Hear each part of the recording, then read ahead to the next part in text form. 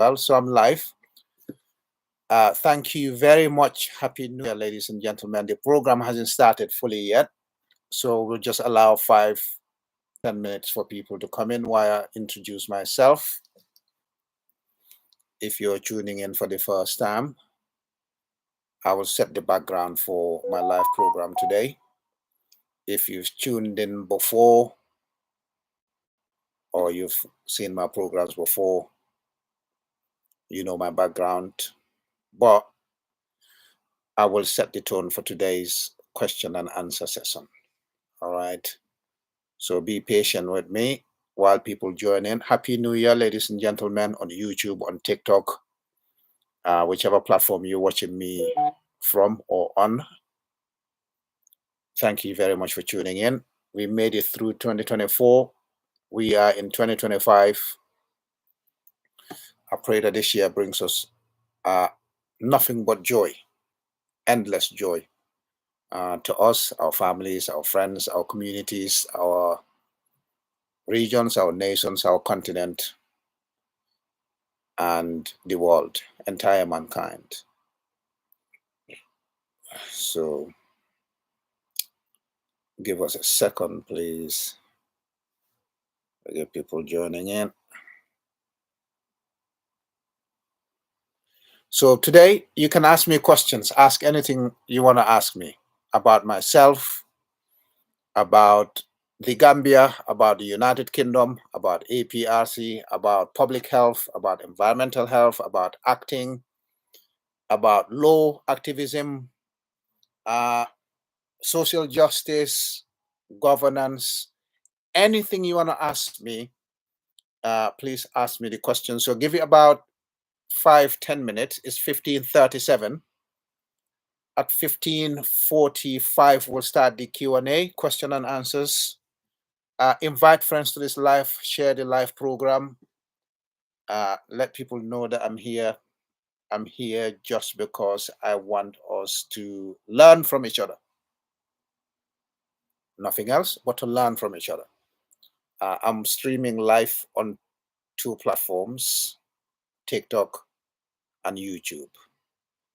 Also, this coming weekend, we have a very big festival in the Gambia, in Sibanor, Fonyi.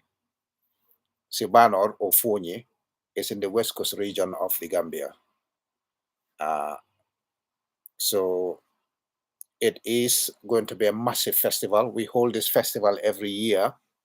It's called FAD, Fonyi Agency for Rural Development. The festival is to have fun, but at the same time, retaining or maintaining our culture and bringing our culture to other people who don't know what the Gambian culture is. It's not just the Jola culture in Fonyi. Fonyi is very diverse in the Gambia. So we created a charity called Fonyi Agency for Rural Development. We do fundraising once or twice or sometimes more than that a year. And the fundraising is to raise money to support people's education, to support people's medical treatment, to support our environmental projects, to support the educational needs of the poor and underprivileged. So I have got a link on my wall, on TikTok, on Facebook, on Twitter, on Instagram, on LinkedIn. It's called Fonyi Agency for Rural Development, FAD. We raise this money to help people who can't, for whatever reason, pay for their children's school, pay for their medical treatments or medical treatments of other people.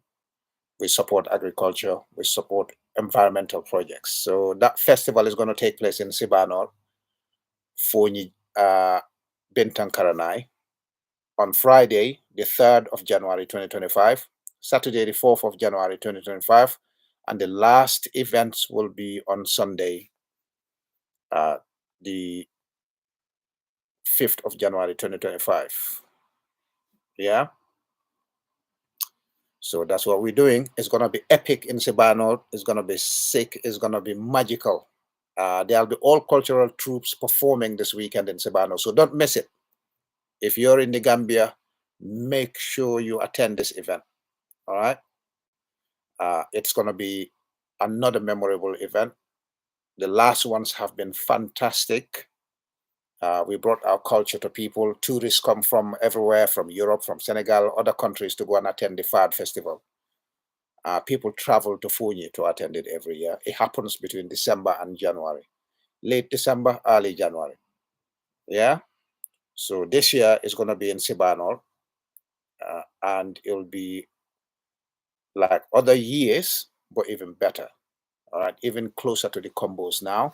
So you got no excuse not to attend it if you're in Serakunda and Banjul and Brikama, and Sibanol is calling this weekend. All right. Thank you. So in about 4 minutes, we'll start the question and answer session. So I'll start talking about certain topics. I'll introduce myself again for people who are tuning in for the first time so that you'll know what I'm all about, what the conversation is going to be, and uh, what we're going to be talking about. You can ask me questions. I'll read your questions here if you want to join the program live on video. Please feel free to join in. Okay. And then we can have a fantastic program.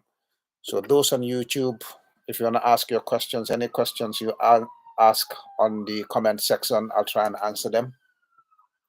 Unfortunately, the YouTube questions seem to be delayed sometimes. Yes, okay, thank you. Thank you, YouTubers. I'm looking at your comments now. I'm seeing comments on TikTok, but we haven't started question and answers. So any question that you ask before 15:45, I might miss it because I can see lots of questions going, but you can ask the same question again.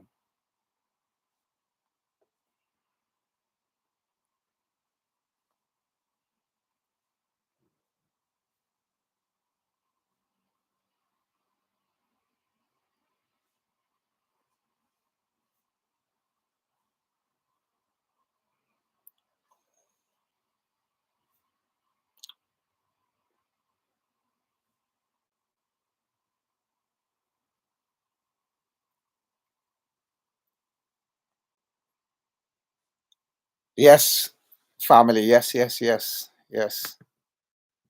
Um, no problems. How do I get rid of this thing on YouTube?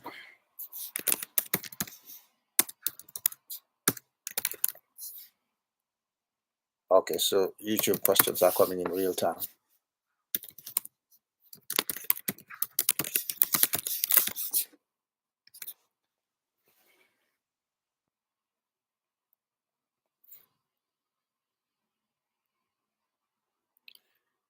Two minutes to Q&A. My first live session in 2025. Just 2 minutes.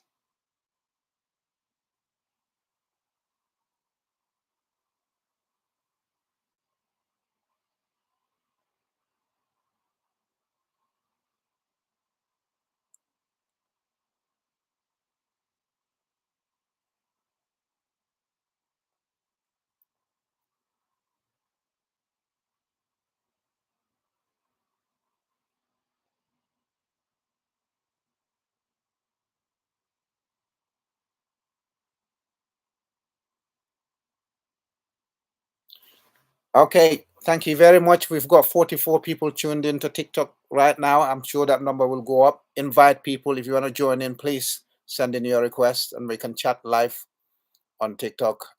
If you want to say something, if you want to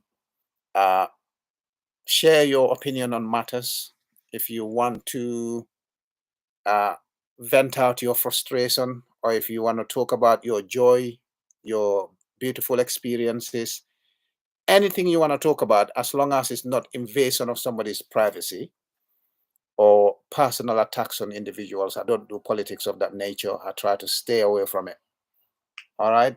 So, ladies and gentlemen, welcome to today's live program. As you know, I'm an activist. But before that, let me start with my background. I am Gambian born and bred. I was born in rural Gambia, in Fonyi Jaro. Studied and became a public health officer. worked for the government of the Gambia for a short period.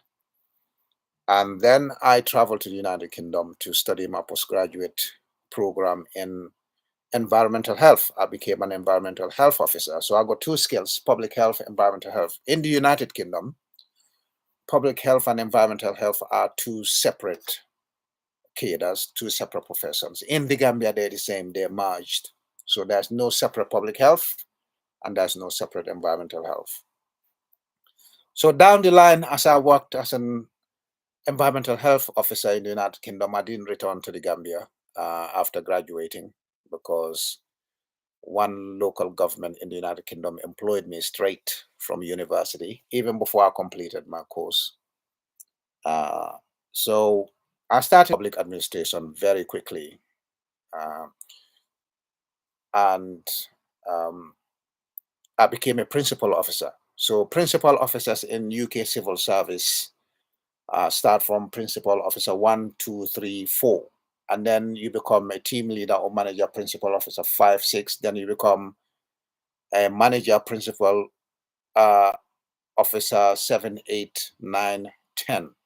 All right. So within 3, 4 years of me joining the government, I rose up the ranks quite quickly and got to a principal officer role. But down the road, doing the job, somewhere down the line, I encountered another joyful event. And the joyful event is I went to a social event and met somebody who turned out to be an acting modeling agent, performing arts, become an actor, become a model. So in that party, we exchanged details, and I didn't grow up wanting to be an actor. Never ever thought I'd be an actor. Never in my life did I ever think I'll be an actor. But when I was in high school, I attended Fatima High School in Buyam, again in Fonyi. I used to do a lot of quizzes. I used to do a lot of debates. And I used to do elocution, a lot of it, extracurricular activities. I was a decent footballer, a decent athlete, reasonably fit, as you would expect of an average young man. I played football to a very decent standard by Gambian standards. And even when I came to the United Kingdom, I played to a fairly reasonable standard in terms of football. But when you're funding your own education in the United Kingdom and you have to work long hours and then support your own accommodation, your food or feeding, your tuition fees, it's very difficult to start up from a non-professional contract in a football team because you'll go in debt, you might be evicted. Sometimes I wished I had somebody who would give me accommodation in the United Kingdom for 6 months. I might have been a professional footballer, who knows? But I took the safer route of concentrating on education. And that education, in many ways, paid well, uh, put me from A to B, took me from A to B, coming from the village to hold the very top position in the UK civil service. Is not a simple job. It's difficult, but if you concentrate and focus on it, you never know where you'll get to. So somewhere, chance meeting in 2010, I met a modeling acting agent. It took a lot of convincing to get me into the acting world, the modeling world. It started as a model to start with because I didn't have any acting experience uh, and never went to drama school. All right. So it was kind of basically walking into the dark. I didn't know where to go, but somewhere down the line, things worked out. Because one thing that I never lacked growing up or in schools or anywhere is confidence. I had confidence in myself. I had balls. I was fearless. I didn't have the acting skills or modeling skills, but I quickly picked up what the acting industry, the performing arts industry was all about. So the acting started. So during the acting, the local government civil service job kind of became secondary. Uh, I left it. I was doing part-time work. I was doing consultancy agency work. Then the acting picked up. It got serious and serious, and I became a professional actor down the line. to a point where this year, as we speak, 2025, I am very optimistic, very optimistic. I think there are lots of good things going to happen with long life and good health. So, and then in between, can you imagine? In between the acting world and the world of an environmental health officer, I enrolled in law school in 2018. I took a break from acting, left my permanent job in local government, left as a principal officer, went to law school, did my substantive law degree. So I did contract law, tort law, criminal law, land law, equity and trust, European law, public administration, uh, the full work, English legal system, and I graduated from the London South Bank University on top of my master's degree in environmental health. And I went to the University of Law where I did my LLM legal practice course. During the legal practice course, I also did part-time work for UK's largest criminal defense law firm called Tucker Solicitors for a couple of weeks. Then I went to MTC Solicitors part-time for another 11 months and full-time for 4 months. So yes, I'm not a practicing lawyer or a practicing solicitor. They call them in the United Kingdom. But I've got very good grounding in law. Did very well in law school. In fact, that's why my personal tutor sent me to go and do legal practice courses. She said it will be a shame to graduate with these grades and not practice. But I really didn't want to practice as a lawyer or a barrister. All I wanted was knowledge of law to be able to continue activism, which is another feather I have on my hat. I do activism, I defend people. I still do it, not for profit. I help people in terms of their criminal defenses. I help people in terms of family law, employment law, immigration, and I did a little bit of extradition work, road traffic offenses, and I can deal with contracts as well. So in that, I do political activism. I support Gambia's, what do you call it, liberal democracy or social democracy, a political party called the APRC. But part of my support for that party is not because I want political position or I want to be a politician. It's because I've seen a lot of wrongs being perpetrated in the Republic of the Gambia. And I thought my voice will be needed in politics in the Gambia to regularize stuff, to show people how politics can be done with a lot of decency. You don't have to lie to people. People always say politics is dirty, but it's not. You can do politics and not be dirty or allow people's dirt to soil you. You can do a lot in life, defend people without having to bend your principles. And that's why along the way, I made so many enemies by being an activist. In the United Kingdom, as part of the Justice Championship. Again, when the Justice Championship started during COVID period, I was one of the front runners, and I was nominated to manage the Justice Championship.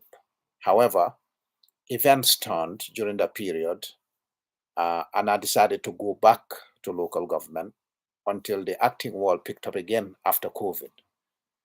Then I went back to local government, rose up quickly again to the top, to senior management, and I'm still there.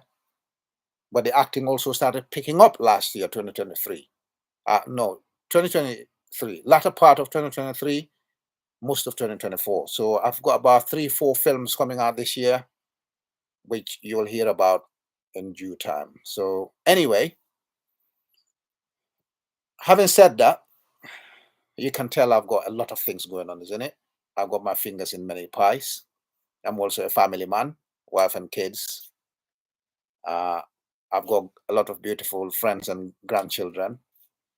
I am also a board member of the Chartered Institute of Environmental Health, helping in terms of membership, learning, and professional advisory group, which is the committee I'm part of.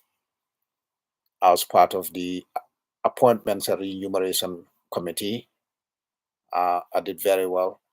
that was an interim rule to help the institution prepare itself for the future. All right. So the questions will come.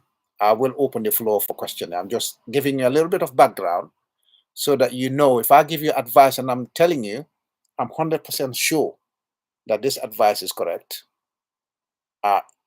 You have to take it with some confidence that it's actually true. All right. I'm not going to lie to anybody. If I don't have experience in a certain area, I'm not going to tell you it's with that certainty that this is what's going on. All right.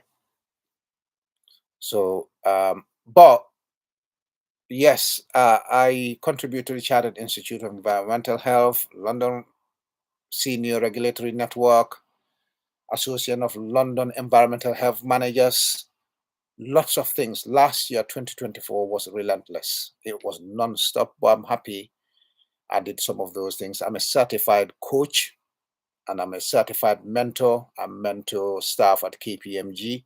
If you don't know what KPMG is one of the 4 largest human resource companies in the world.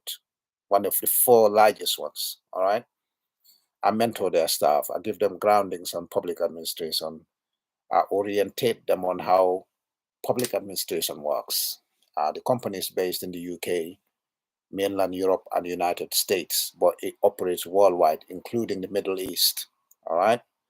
So I can tell you a thing or two about public administration, uh, setting educational standards as well for the Chartered Institute and ALEM.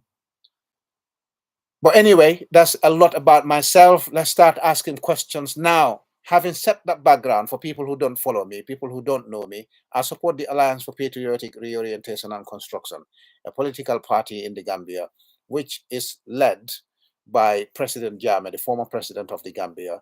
He is still the party leader, chairman, and flag bearer of APRC, but he's not in power anymore. The current president of the Gambia is His Excellency President Adama Barrow of the Gambia. And I'm sure you've heard a bit more about Adama Barrow uh, uh, through the videos and programs that I've done on TikTok here before. So invite people to the program, share the link, YouTube, TikTok. Thank you very much. So now I'll be reading your questions. If anybody's got questions to ask me, you go ahead. But until you got questions to ask me, I'm going to start the main topics I'm going to talk about today. So now we've got a presidential election coming in the Gambia in 2026, just like quite a number of my films are coming out this year and next year. All right. We have got a presidential election in the Gambia in 2026. How do we prepare for 2026? What do we want as Gambian citizens? What do we want to see our country turn into? How do we rescue? Because right now, it's very much a rescue mission. I saw people bashing that survey that stated that 77% of the Gambian population thinks that Gambia is going in the wrong direction. People are bashing this survey, trying to demean it, trying to belittle it, and most of these people bashing the survey. Fabaka Tombonjata's resignation. Well, you can't request somebody. So Mens is asking, when are we going to request Fabaka Tombonjata's resignation? So anyway, to set that background, so the questions are coming in thick and fast. I don't know whether I can keep up to speed, but I'll try. Somebody just asked here, Mens, when do we get Fabaka Tombonjata's resignation? Well, the issue is the APRC constitution. I'll come to Adam Barrow in a minute. I want to answer questions because this is a question and answer session. So I'll prioritize people's questions. All right. So the question is, who is Fabakary Tombonjata for those of you tuning in for the first time? Fabakary Tombonjata was appointed an interim party leader of APRC in 2017 after the departure of former president of the Gambia, His Excellency Sheikh Professor Alhaji Dr. Yaya AJ Jammeh, the former president of the Gambia. So he left Gambian shores to stop Gambia going to war with ECOMOG forces, West African forces. So President Jammeh left the Gambia to save the Gambia from war. All right. When he left, his political party had to be administered by somebody. That somebody was appointed by a committee that was formed quite quickly, and Fabakary Tombonjata was elected or selected by the committee to lead the APRC on an interim basis. All right. So Fabakary Tombonjata was the interim party leader of APRC until 2018.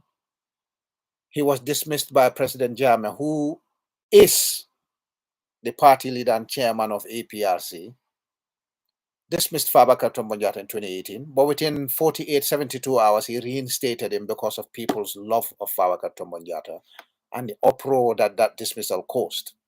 But it was accepted at the time that Fabakary Tombonjata was dismissed. And even he accepted that he was dismissed. But people stood up and said, no, you can't do that. We want him back at the helm. So Fabakary Tombonjata was reinstated. However, in 2021, the APRC, President Jammeh's party, had a problem. Some people, the leadership of the APRC under Fabakary Tombonjata, decided to go to NPP. They formed an alliance with the incumbent, who's Adama Barrow. So the APRC leadership, from the interim party leader and the majority of the executive, decided, against President Jammeh's advice and against the majority of the membership of APRC, Fabakary Tombonjata, who's the interim party leader, decided to take APRC into coalition with the incumbent, Adama Barrow, in 2021. All right? So President Jammeh dismissed them when they announced that they were going to NPP to form an alliance, a coalition, without his consent, without the consent of the majority of APRC supporters. So, in my view, going by precedents, going by the constitution of APRC, Fabakary Tombonjata doesn't have grounds to resign because he's not a legitimate party leader of APRC. But he's putting up an argument to say that President Jammeh cannot dismiss him. President Jammeh has no right to dismiss him and the other executive members, something that he accepted in the past. Because when President Jammeh hired and fired, we accepted it because that's how the APRC constitution is. The APRC constitution gives the powers to the party leader, who's also by default, according to the constitution, the chairman or chairperson of the APRC. Therefore, appointments have to be made by the party leader and chairman. Whether you like it or not, that's what the constitution says. The executive can recommend appointments or dismissals or disciplinary action, but the final say is with the president. The party leader decides. So when President Jammeh dismissed people in the past, expelled them, suspended them, we all accepted it because that's what the constitution of the APRC party says. So when he dismissed Fabakary Tombonjata and his executive in 2021, on 15th of October 2021, they refused to relinquish power. They refused to quit. All right. So because of that, the APRC was split into two. So in my view, constitutionally, legally, Fabakary Tombonjata doesn't have to resign because he's not the legitimate party leader of APRC, going by precedents, which he accepted in the past, and based on the APRC constitution. But let's say, for the sake of argument, he is the APRC party leader now. For the sake of argument, I've said the grounds why he's not the party leader. But let's suppose he's the party leader. The only way he'll resign, you can't force people to resign. You can put pressure on them to resign, but you can't force them to resign. The other way is to build up a movement, to build a no confidence motion. And in that no confidence motion, the members or the delegates actually can vote him out, remove him from the position of interim party leader. So that answers your question, Mens. There's not much we can do because as far as the APRC constitution is, and as far as the previous appointments and dismissals were in the APRC party, he doesn't hold a valid position in the APRC. Yeah. So thank you very much for asking that question. Yes, Abdul, I will send you a message on Facebook Messenger. I've seen your message, but my Messenger and WhatsApp get absolutely bombarded. and it's practically impossible to respond to everybody quickly. But when I get free time, I do endeavor to respond to people. Okay, the other question is, Brother Moore is saying, how do you see the performance of the Presso Group Coalition of Progressive Gambians Advocacy? Now, the Coalition of Progressive Gambians is a very good group because at least it's one group that has Gambians from all political parties, all sections of the country.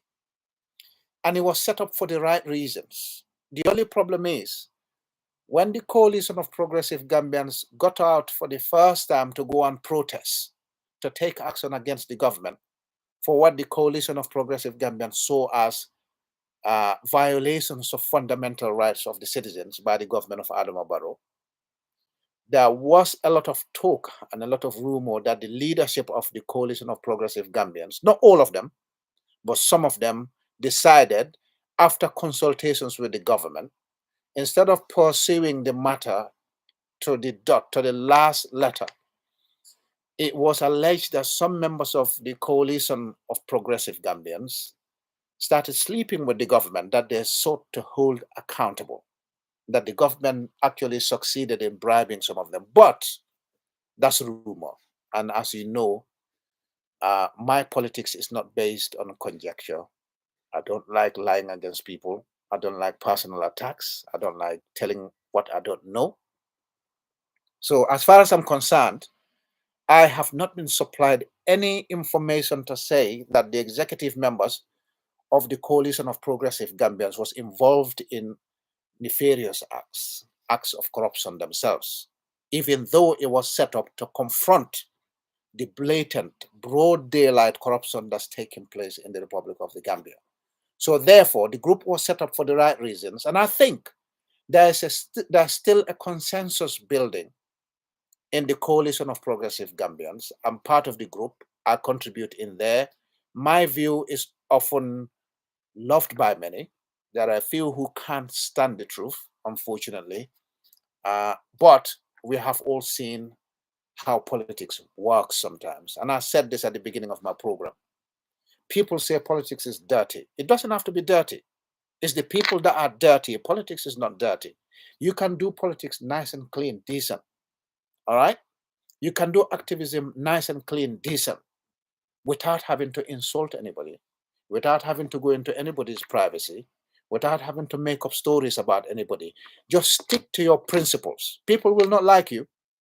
Politics is one industry where the truth is the most hated.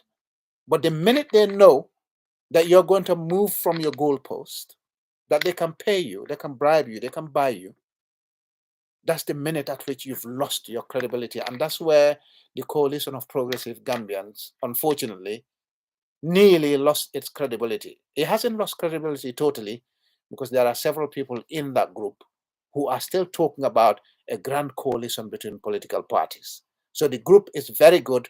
We need to go back to basics. We need to make sure the leadership of Coalition of Progressive Gambians is clean, actually means what it says, and is not going to move regardless, unless the matter for which we're out to protest is resolved by the government and stops have been put in place to prevent recurrence.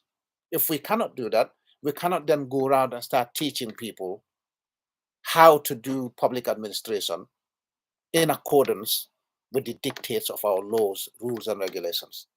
All right, thank you very much. I've got a question on YouTube. So the questions are coming and they're flying left, right, and center. So Mohammed Fadil Jr. says, do you see my party's alliance with NPP? Yes, I've seen it. Is GMC really a serious party? Well, Mohammed Fadil Jr., my answer is, in politics, do not lose anybody. Do not lose a single person. So my party's joining of NPP, what he calls an alliance, we know GMC's lost support massively. It's a party of just a few people making a lot of noise. But they always say in politics, every individual you lose could be equivalent to 8 people minimum that you lose with that person. And those 8 people you lose could also be a loss of an additional 8 per person of those 8 people by extension. So I'll give you the formula. So if my party went to NPP, he's probably gone with 8 people. Those 8 people, each of them has got another 8 people that might go with them to the NPP. So if you multiply 8 by 8, where's my mathematics? Is it 84 or 64? I think it's more like 64 than 84. So anyway, yes, it's 64. 8 times 8 is 64. So that's how they look at it in terms of politics. That's how the polls look at it. That's how political scientists look at it.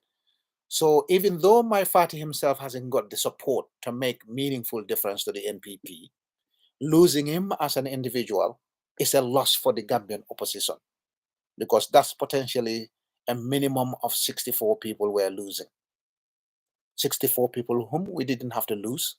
That's why people like me are in politics, to stop this hemorrhaging. Yeah, so stop hemorrhaging of votes. So we need to reach out to people like my party and say to them, we've got to a point where you cannot possibly think that Adam Barrow is a credible candidate to take the Gambia from 2026 to 2031. Because what's happening in the Gambia now is painful. I mean, you can't explain it sometimes. And I'll touch on these topics a little bit. Okay? I'm just reading people's questions. I'll touch on these topics. Why nobody actually needs to take what's happening to us lightly. What's happening is quite serious, all right? Because we've seen the corruption that's just been outed in the National Assembly. People claiming sitting allowance, people claiming allowances, fuel allowances, coupons that they're not entitled to. You cannot differentiate between the executive, the judiciary, the legislature. You can't tell the difference between them. They're all involved in this rat race of enriching themselves under Adam Abba, because they know the guy has got no capacity to stop them from the rat race. They know the guy has no capacity to implement programs to stop the fraudulent siphoning of our public wealth and putting it in wrong courses. People pocketing state funds in broad daylight. And when it's leaked, instead of them investigating the perpetration of these crimes, they investigate who in the department exposed these crimes. I find it extremely difficult to understand why they'll be so keen to find the mole, but they're never too keen to find the wrongdoers who are between them sharing billions and billions of Gambian dollars. Meanwhile, the government of the Gambia, this is no joke. Meanwhile, the government of the Gambia cannot afford surgical gloves. They cannot afford a standby generator for our main and only international airport, the gateway to the nation. They cannot afford blood bags. They cannot afford electricity in our main referral hospitals. They can't afford water supply to our main referral hospitals. They cannot provide security for the citizens, not on the street, not in people's homes. They cannot supply us anything meaningful in the country apart from every single day the government of Adam Barrow coming out and talking about things that they know fully well do not exist. I mean, we heard Barrow's New Year message yesterday. In his New Year message, he spoke nothing about our dilapidated medical sector. He said nothing about our disintegrating school system, education system. He said nothing about our deadly streets and our deadly homes. Before, crime was in our streets a few years ago. Now, even in your own bedrooms, with your burglar proofs, with your high fences, people are no longer safe in their houses. Criminals are breaking into people's businesses. They're breaking into people's houses. Crime rate we've never experienced in Gambia's history is happening now. Murder is rampant. In yesteryear, they used to say, yeah, that President Jammeh was a dictator. And because of his dictatorship and ruling with iron fist, President Jammeh forced our young people to take the perilous back way to their own peril. They died in the desert, they died in Libya, they died at sea because President Jammeh was a brutal dictator, they said. Yeah? So they turn around and say, oh, we left because they had to apply for asylum when they got to Europe. Knowing fully well that they're lying, they said President Jammeh was a brutal dictator. He was disappearing people, he was killing people, accusing the man falsely. Now, President Jammeh is gone. 7 years later, the 8th year we're in now, more Gambians have died trekking that perilous back way, excruciating, deadly back way, 20 times more than at President Jammeh's reign. 22 years of President Jammeh. The people who died trekking that back way under Adam Barrow are 20 times more deaths under the government of Adam Barrow than President Jammeh's entire 22 years in power. But the Gambian media, who've basically, literally, honestly, truly speaking, been bought by the government of Adam Barrow. They said they paid them $5 million each, Gambia's main media houses, except 102. Adam Barrow's government bought them $5 million Gambian dollars each to be able to run Adam Barrow's campaign, his PR, to do his propaganda. The same media houses that were busy wallowing in grief, shouting and screaming, squealing, shrieking left, right, and center, calling President Jammeh all sorts of names, are now mute. They're saying nothing about the 20 times or 30 times more deaths of our Gambian youths trying the back way to Europe, the illegal route to Europe, the ground route to Europe, than at any time in President Jammeh's existence. Certainly in his 20 years in power. You can count with your two hands how many times, how many youths died traveling the back way to Italy or to Greece or to Spain during President Jammeh's 22 years. Now, last week, several died. Weeks before, scores died. Weeks before that, scores died. Our youth are perishing at the rate we've never seen in Jammeh's time.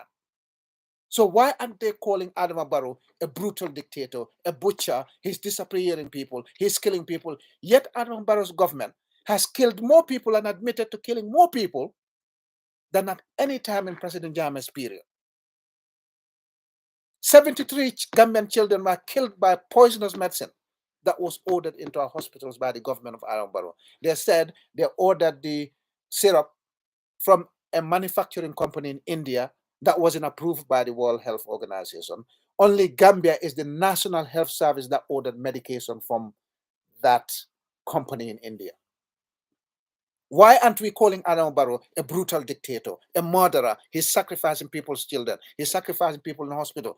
Our sisters, mothers, wives are dying in labor because in the middle of cesarean section, there'll be a power cut in the hospital, and the cesarean section operation would be a failure, and our sisters will die. Right in the middle of cesarean section, they'll have an emergency to replace the blood that's lost by our sisters, our mothers, our wives, but there'll be no blood. Right in the middle of cesarean section, they'll have an emergency that can only be corrected by our main referral hospital, and the ambulance that was supposed to ferry them to the hospital will have no battery or will have no fuel in it, or something of that stupid nature will happen, and our sisters, our wives, our mothers will die. This is rampant. In our main referral hospital, in President Jammeh's tenure, there might be power cuts, but he ensured his state house generator, according to his aides, was connected to the main referral hospital. So therefore, if there was a power cut and the Edward Francis Small Teaching Hospital, which is Gambia's main referral hospital, our flagship hospital, is on the same reliable electricity supply line to State House, State House is where the Gambian president lives and works. They had the same reliable electricity supply line. But even that reliable electricity supply line, we still get power cuts in the Gambia. So President Jammeh knew that. And because of his care and love of the Gambian citizenry, he ensured his standby generator, which is more than adequate to power the State House and power the hospital, was connected to the Edward Francis Small Teaching Hospital. That's what his bodyguard said. That's what his aide said. He connected his standby generator at State House to the hospital just to ensure that when power is cut, his standby generator, he'll know definitely is kicked in because he lives there and works there. It reassures him that Edward Francis Small Teaching Hospital will also have electricity supply, and therefore none of our patients died from electricity shortage, because if there's no electricity supply, there'll be difficulty having oxygen, there'll be difficulty having operations, there'll be difficulty operating uh, kidney renal machines, there'll be difficulty running any electronic device that is vital in keeping our people alive on life support or in operation theaters or in other conditions that required machinery to be powered to keep those people alive or treated. Yes, keep your questions coming. I'm answering them. So, Mohammed Fadil, regarding to my question, GMC is only a one-man party. It's only my. Well, um, political scientists would tend to disagree with that, Mohammed. Political scientists always say for every one person you lose, there's a potential to lose 8 people with it. So we can argue that. We know my party is a one-man party. All his top brass have left him and gone to other political parties. But losing him still is a loss. The opposition should be taking people from the NPP, not the other way around. So let's redouble our effort and take people from the NPP, make them realize that what we're doing now is about the country, not a political party. Not because we hate Adam Barrow. No, we know the guy hasn't got capacity. He's neither got academic credentials, nor has he any experience, and he hasn't improved since 2017. He's getting increasingly worse. You need to listen to his national speech yesterday to know, okay, somebody wants an invite, let me invite them in. You need to listen to his program yesterday, his speech, national in New Year's message to the nation, to know that the guy is absolutely empty. Yes, so I've got a guest join me. Hello, hello, hello. How are you? Yeah, good, good, good. Thank you. Can you introduce yourself? My name is Lamin. Have you watched me before? Oh, brother, I'm from Syria. Where are you from? I am from Gambia. How are you? Oh, thank you. Nice, mashallah. I'm from Syria. Okay, how is Syria? Thank you, brother. I speak English, Arabic. Oh, I speak English and Arabia. Arabic? I can't speak Arabia. No, but I speak English, Arabic. I speak English, Arabia. I wish I could speak Arabic. How is Syria? Do you know where Gambia is? Oh, brother, are you from Syria? Syria? Yeah, I know Syria. I know Syria very well.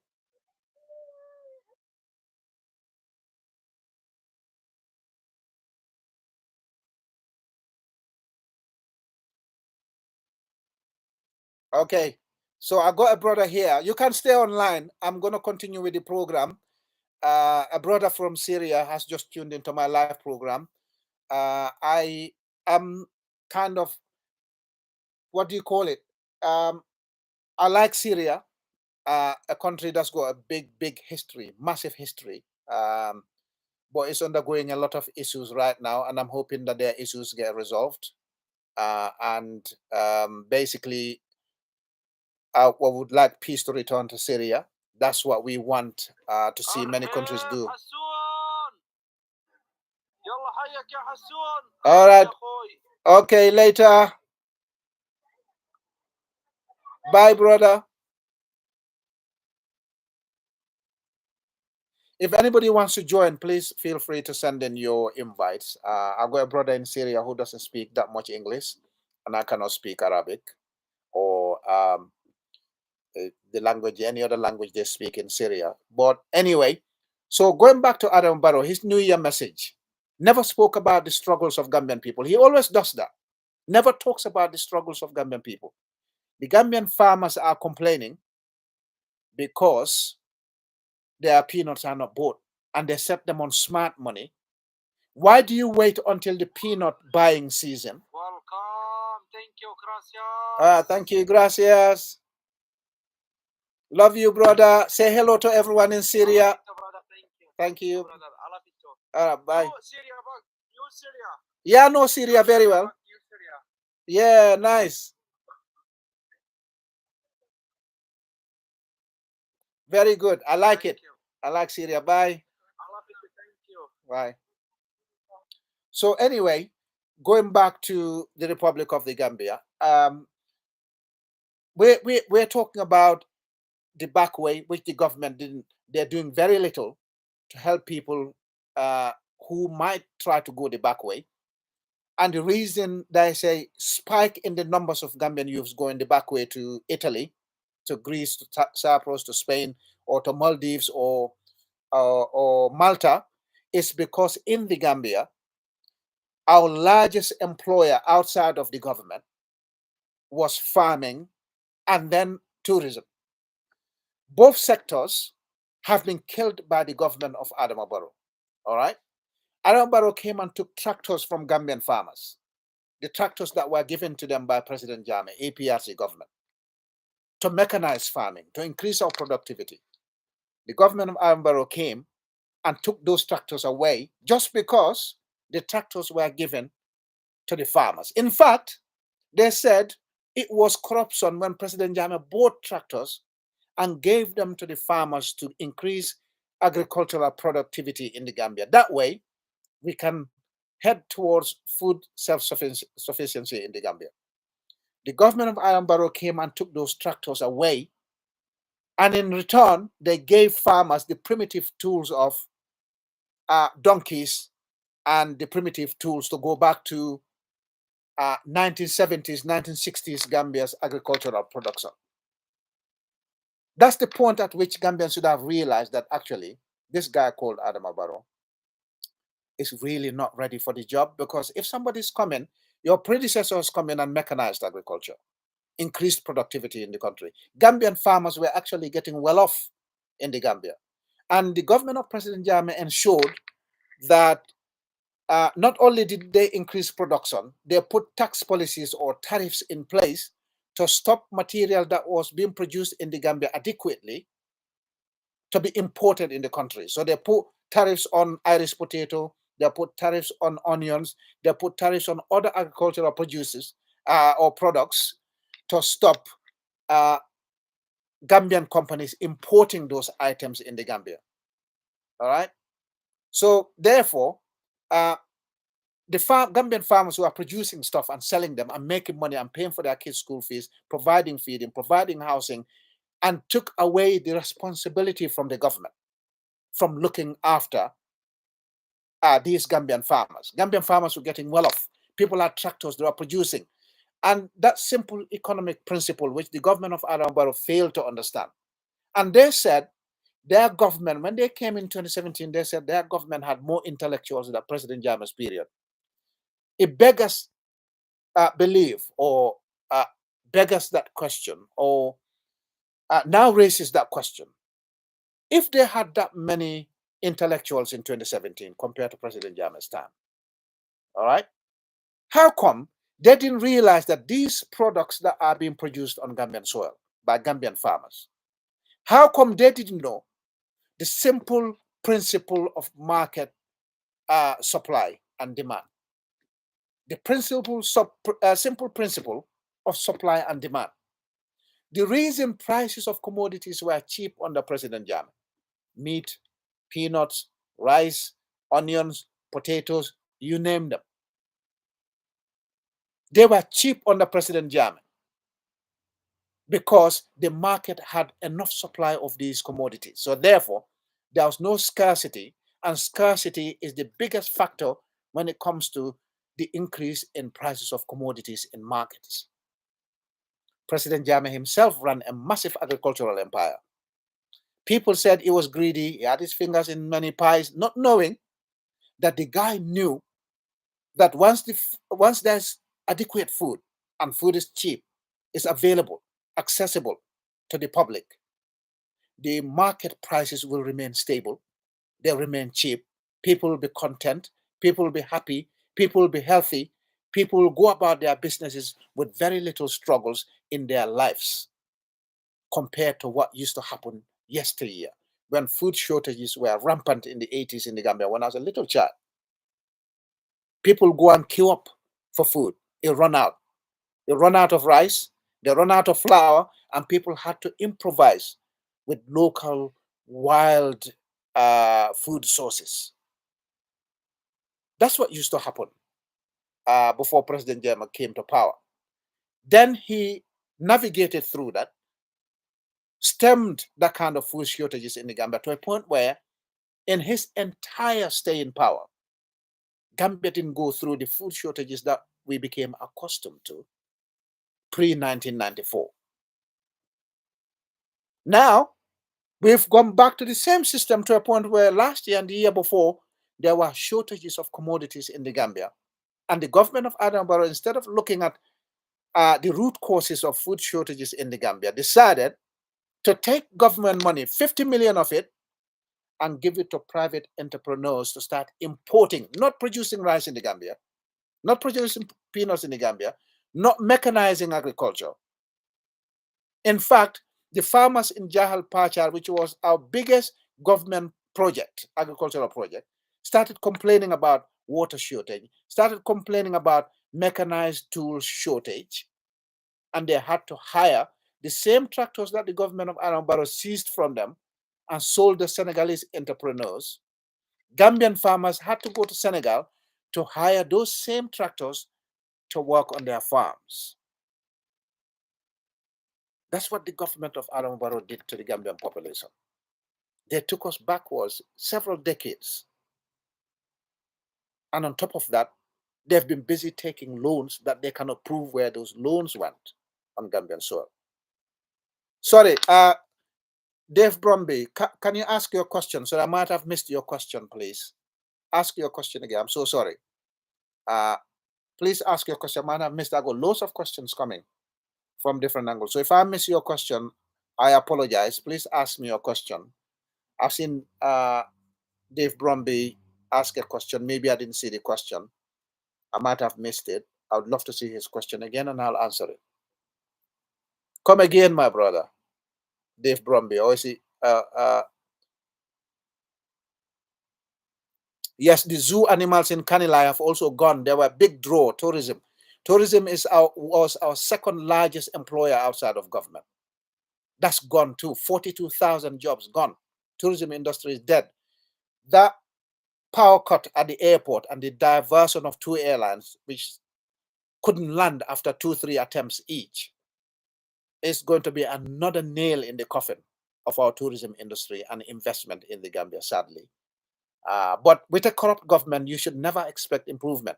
It's going to be one deterioration after another. That's what's going to happen. Sorry, I'm looking out for Dave Bromby. Let me see if I can go back to questions and see what he asked, because I seem to have missed him and he looked frustrated. What is the way forward for APRC, the loyal ones, I mean? Okay, so that's Kara asking that question. I'll answer that in a minute. Dave Bromby says, too much regulation for Gambia from the outside.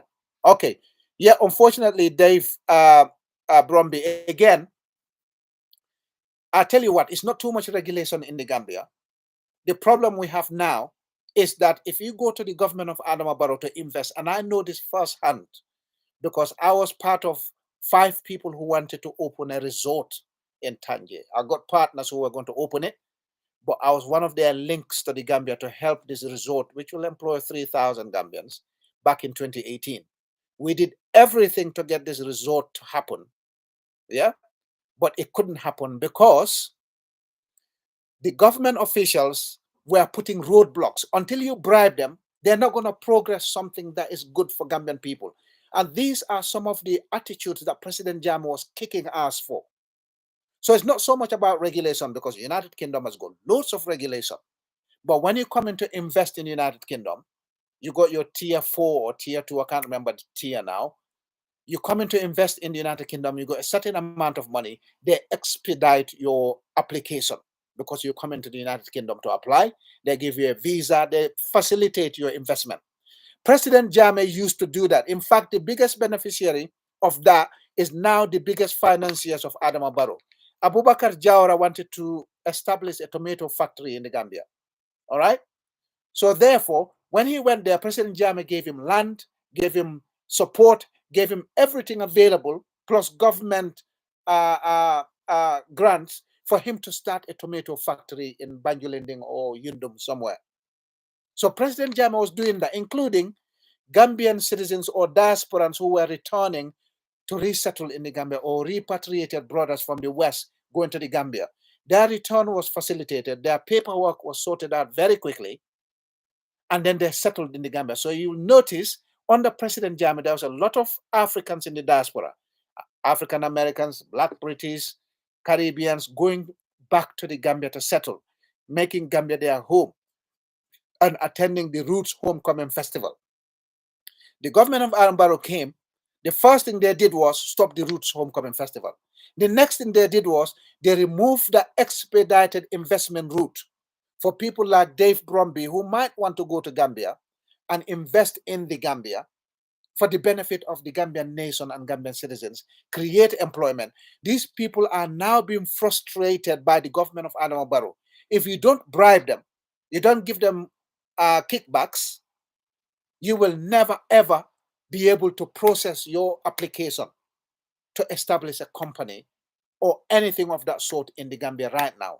So that's one of the issues we're dealing with. You're not the last one. They gave away Dubai port, probably for the same reasons. They gave away Gambia's cashew trade, 30 million euros a year, probably for the same reason. They gave up that Tangier resort for the same reason. We've seen lots of investors post publicly that they came to the Gambia to invest, but they were frustrated by the government and eventually left Gambian shores and abandoned their plans to invest in the Gambia. So if that was the only question you asked Dave Bromby, it's not so much about regulation. It's about corruption, endemic, chronic corruption that's happening under Adam Barrow. And they're not hiding it. Adam Barrow's officials are not hiding it anymore.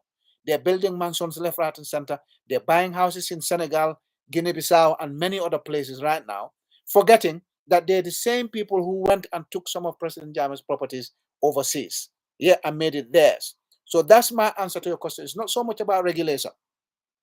Under President Jammeh, all these investment adventures were done very quickly.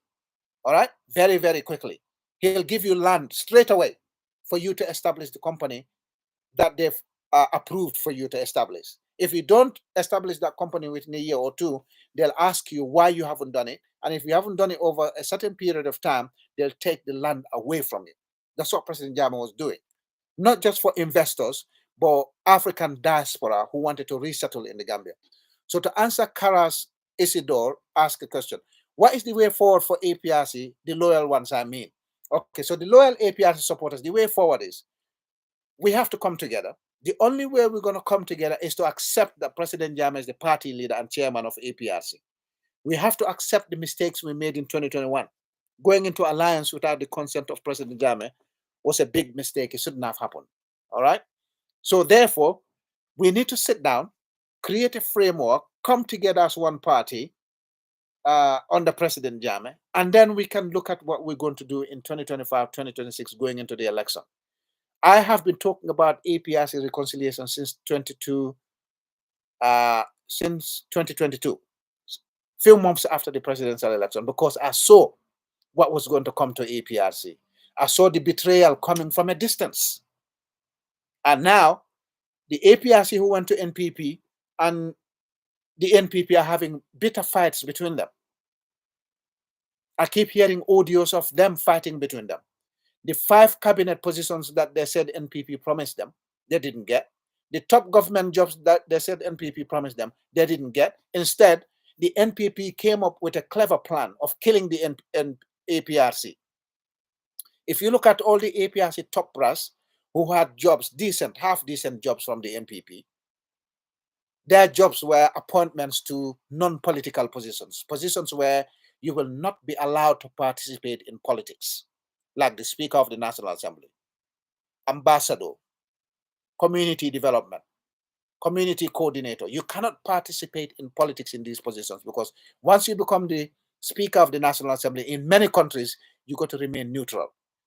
Once you become an ambassador, you now are a public official or civil servant, rather. You cannot participate in politics. So this is the clever plan that the government of Adama Barrow devised to kill the APRC because they think killing Fabakary Tombong Jatta, Fatoumata Jahumpa Ceesay, Ousmane Rambo Jatta, and other people who went and took personal gain from the NPP and the government, instead of looking at the bigger picture. They thought, oh, basically, this is a good appointment. But what they didn't know, that these appointments were done purposely to undermine the APRC. So left with me alone, those people have got their jobs. Let them keep their jobs. Let them return the party to the members. Return it to President Jammeh. President Jammeh can call us all to come together, go to Congress, special Congress or extraordinary Congress, confirm the leadership that President Jammeh has appointed, or we can even go to Congress and get nominations and vote for people to lead the party. That's the only way forward for APRC, nothing else. The APRC's power is still under President Jammeh. We've seen that in National Assembly elections. We've seen that in local government elections. But there's nothing wrong with forgiving what happened in the past and then looking at what's good for Gambia.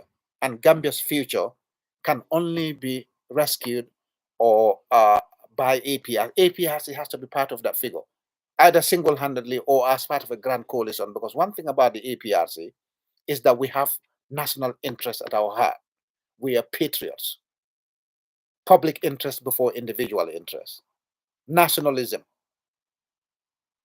That's what we're known for. That's what the motto of APRC is. Unity, self-reliance, progress.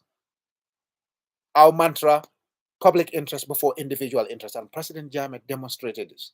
Throughout Gambia's post-independence existence, the only time people could see meaningful transformation from A to B was under President Jammeh, with the establishment of a university, establishment of telecommunication systems, construction of meaningful roads that lasted decades, not roads built for the benefit of presidential elections, and then they break after 2 rainy seasons. We saw empowerment of our farmers. Agriculture boomed. Gambian national budget went from 900 million in 1993 to about 15 billion by the time President Jammeh left power. And Gambia was prospering. The socio-economic development of the citizens was not massively transformed, but it was getting better. Security was top-notch. We had full sovereignty.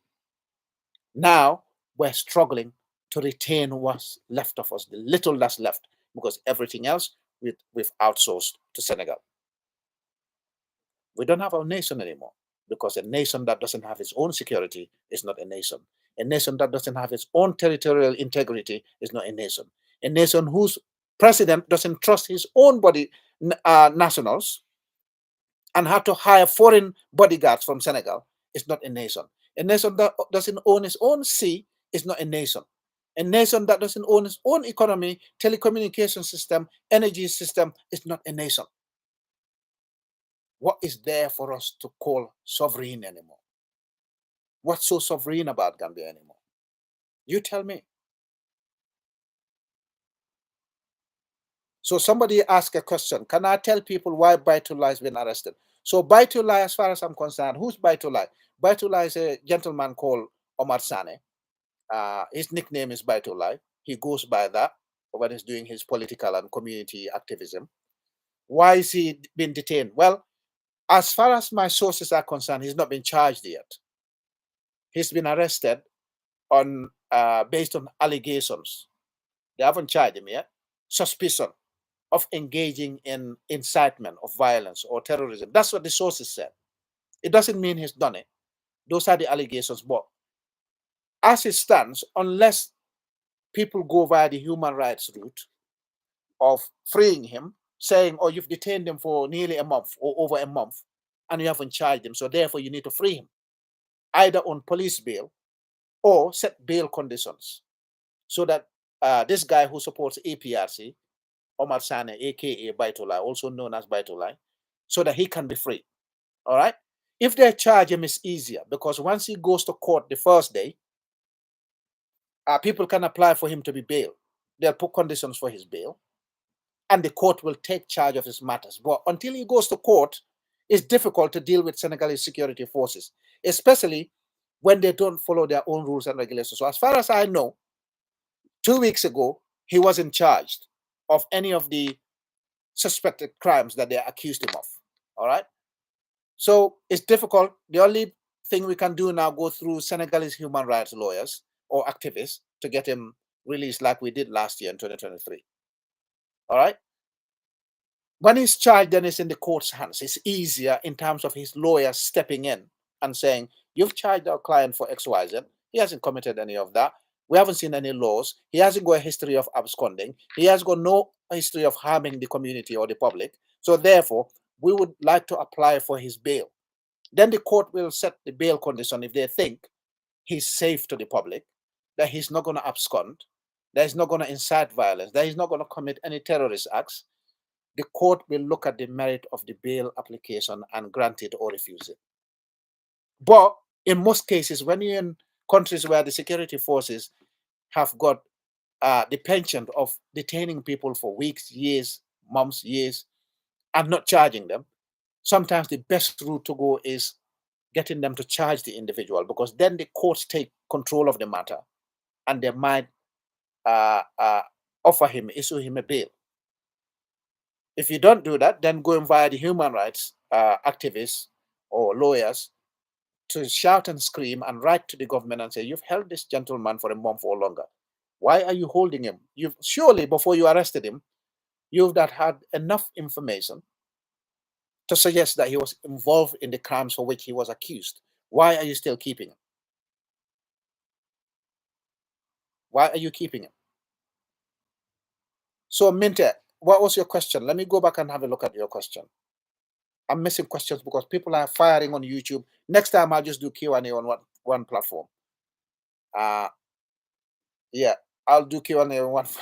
I'm learning the hard way. The questions coming from YouTube, questions coming from different places. Where's Minte's question? Let me have a look. Sorry, guys, I'm not ignoring your questions purposely. I missed some questions that you guys are asking, and people are still asking questions. So you're going to bear with me. That's only so much I can say, right? Jose says the best president ever is Jammeh in the Gambia. Yes, we now know.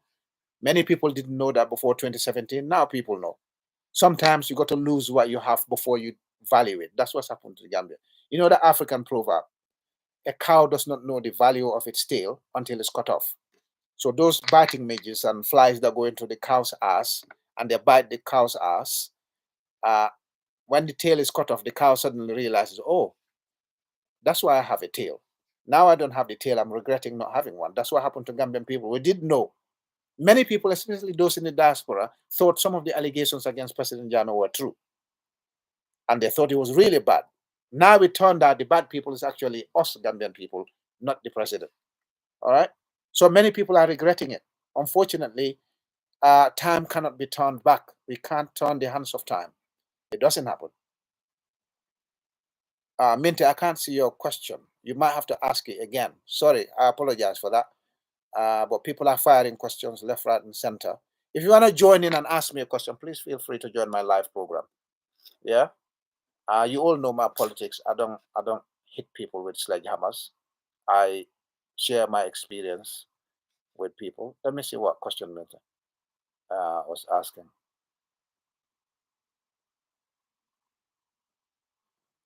Oh, I'm not an anti. Well, I'm an opposition figure. I'm anti this government. Yes, Minty.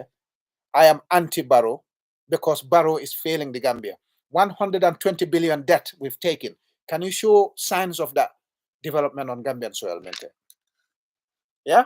Show me signs of that development on Gambian soil.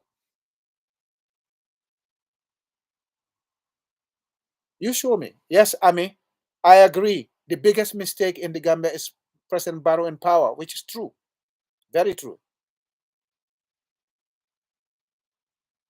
Yes, this guy says those people that went to NPP are self-centered individuals.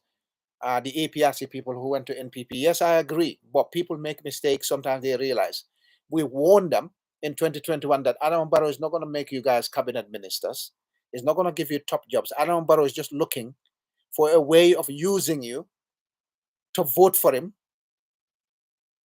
And then once he's won the election, you guys are finished. And that's exactly what happened. Only three of them got, only two of them got decent job. One is an ambassador in South Africa. One is a speaker of the National Assembly. Yeah? So Gambia is in serious trouble today. Selling the APRC, plunging Gambia in what we're facing today, just because somebody wants to be Speaker of the National Assembly and the other one an ambassador.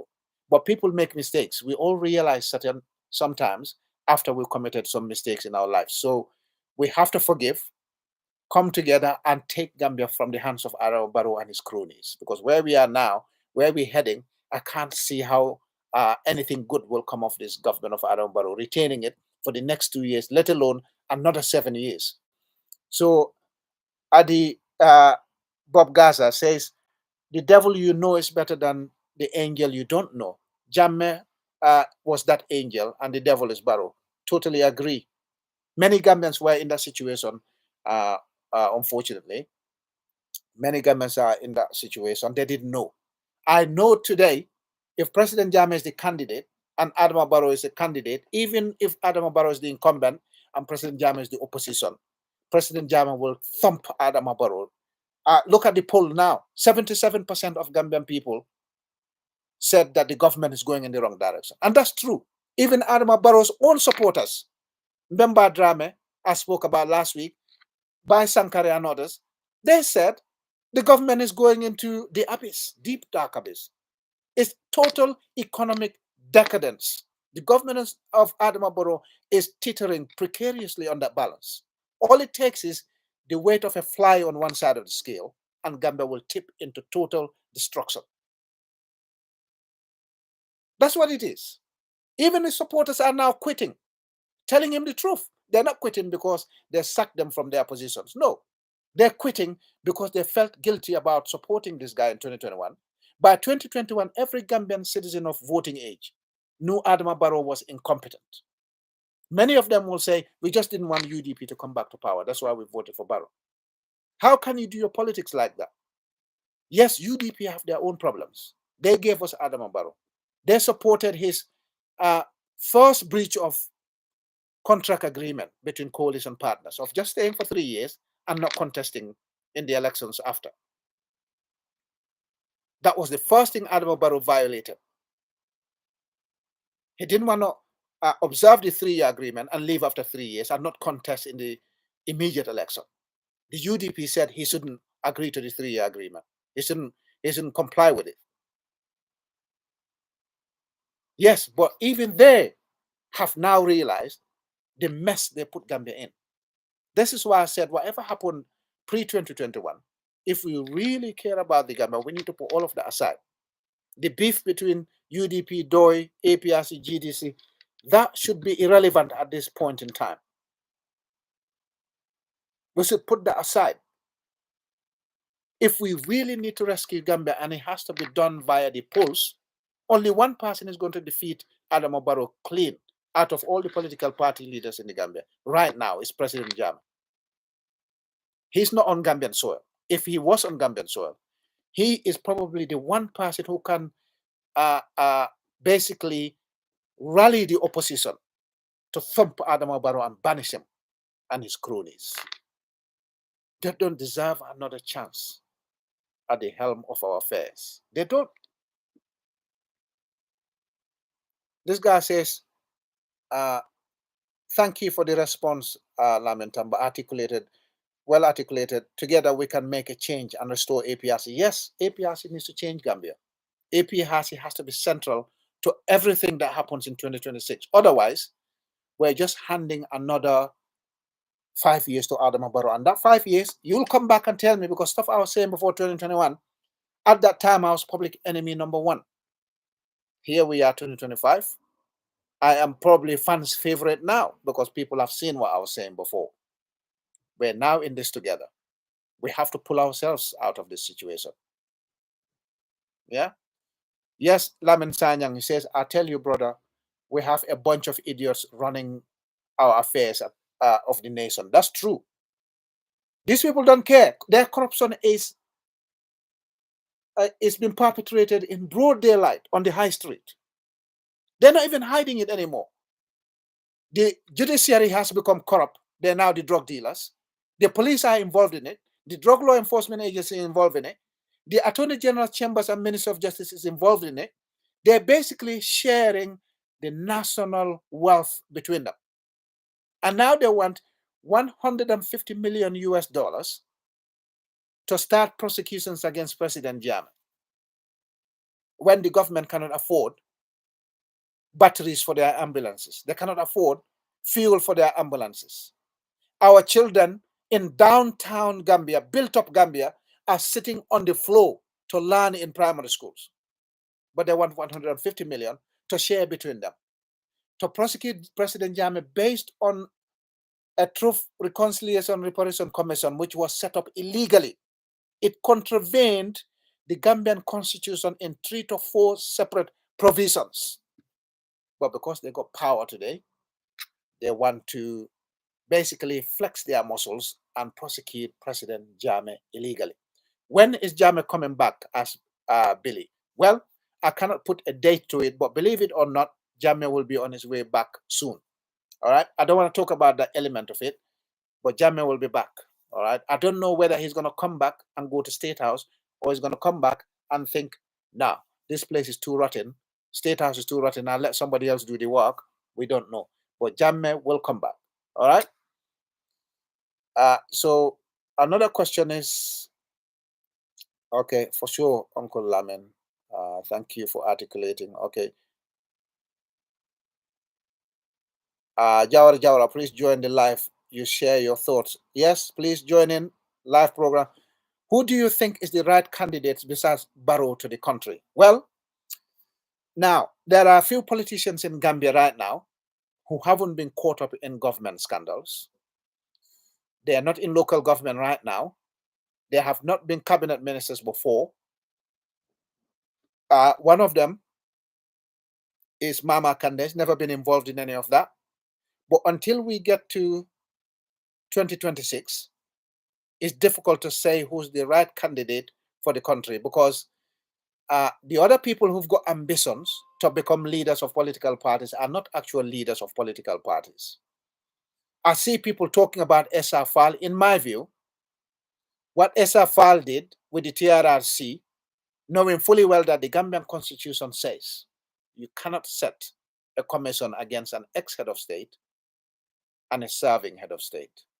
But he still, in concert with his colleagues, went and set up the TRRC, interviewed candidates in the most acrimonious of circumstances, and some witness testimonies were so dubious that witnesses turn up today, speak the truth. By the time they turned up the next day, they've changed that truth into something else. So that is very difficult to have the same individual who was fronting, aiding, abetting the abrogation of the Gambian constitution via the TRRC, now standing before the Gambian public and saying, I want to be your president. You see, ladies and gentlemen, I've said this to many Gambian politicians. I said, even if you don't agree with an individual, do not agree with the violation of our laws to perpetrate crimes or unfair acts against that individual. We have to have people who've got mettle, people who are principled, people who are not going to sell their souls for anything. That's what Gambia needs. Somebody with mettle, a no-nonsense person, empathy that that person has for the poor, underprivileged, the sick, the deprived Gambian communities. That person has to have the heart for people. That's what we need. We cannot make mistakes with somebody who cannot prove their high school certificate like Adama Barrow anymore. Doesn't look like the guy went to high school. Cannot articulate himself. Even saying to Gambian citizens in his speech last night, to saying, I wish Gambian people's long life, good health, peace and prosperity. He had to bend down on the paper to read it like this. Oh, Gambian people, good life, good health, peace and prosperity. How can you not say that from your heart? Did this guy go to school? Did he attend school to start with? Some of these felicitations, warm messages, you don't have to look at your paper. Even if your secretary general or your speechwriter has written it to you, it is common knowledge. It's common sentiment. These are regular wishes that we wish people. You don't have to read your paper. How can you not articulate something that's simple?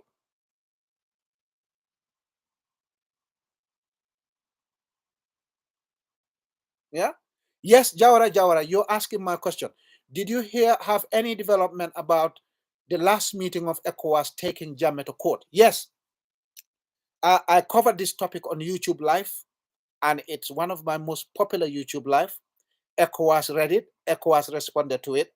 ECOWAS is fully aware that to establish a special tribunal in the Gambia or anywhere in West Africa, special laws had to be passed to amend the legal structure of that nation. Gambia doesn't have it. Senegal doesn't have it. Ghana doesn't have it. Nigeria doesn't have it. ECOWAS also knows that once a special tribunal has been allowed to be established in the Gambia to investigate the ex-head of state, ECOWAS will have to repeat the same act for every other country in West Africa. Yes, Jawara.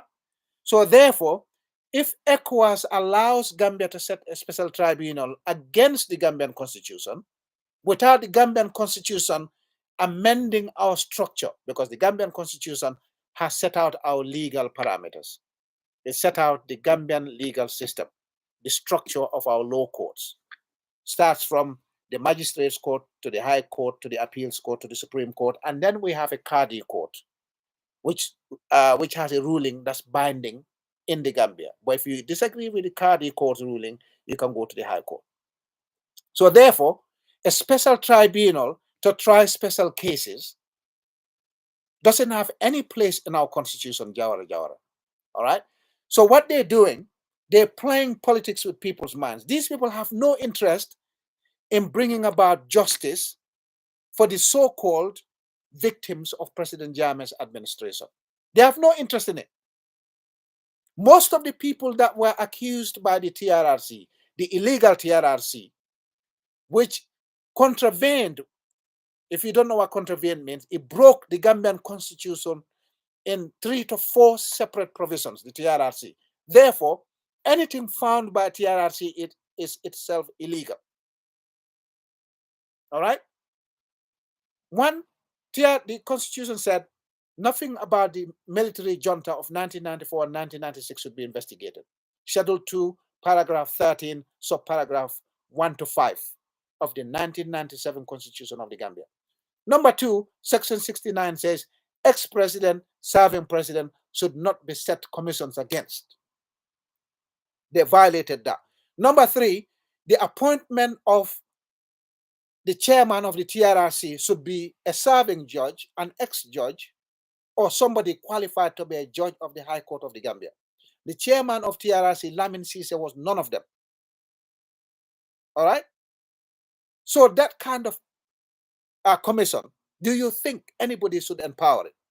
Do you think that commission should prosper? Do you think anybody should implement any of its findings? No. Those are blatant constitutional violations perpetrated by Esafal, the former justice minister, injustice minister, Abubakar Batambedu, and Esafal and their gang of Gambians who were just interested in political expediency. They wanted to be famous. They wanted to earn lots of money.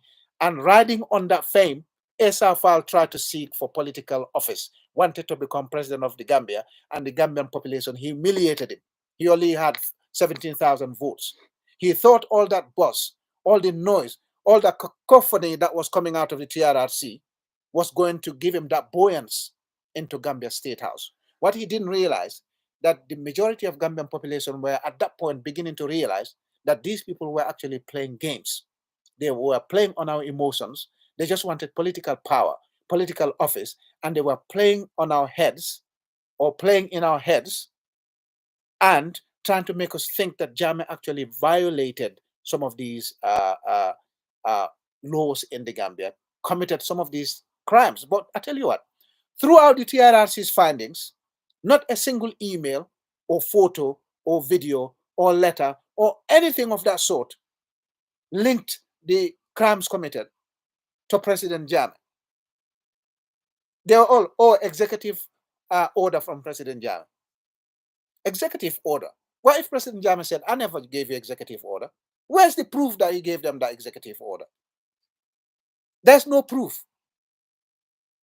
But according to the TRRC itself, every time a crime that grave was committed in the Gambia, President Jammeh set a panel to investigate it. So in chain of command, okay, those who bear the greatest responsibility, in chain of command, if you were not part of planning an act, an illegal act, and you're not part of committing the illegal act, you have to investigate the planning and the commission of the illegal act.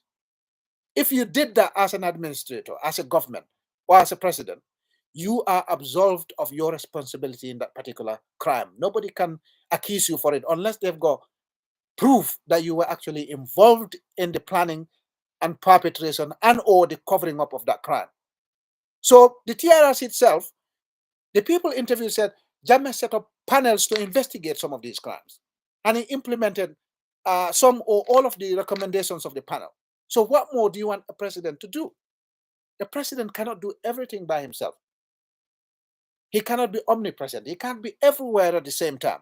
So therefore, Jawara, what they're doing is, again, 2026 election is coming. These people at Attorney General's chambers, Gambia's judiciary, Gambia is now a heaven for the lawyers. It's like carcasses on the floor everywhere, and only the lawyers are getting to eat those carcasses.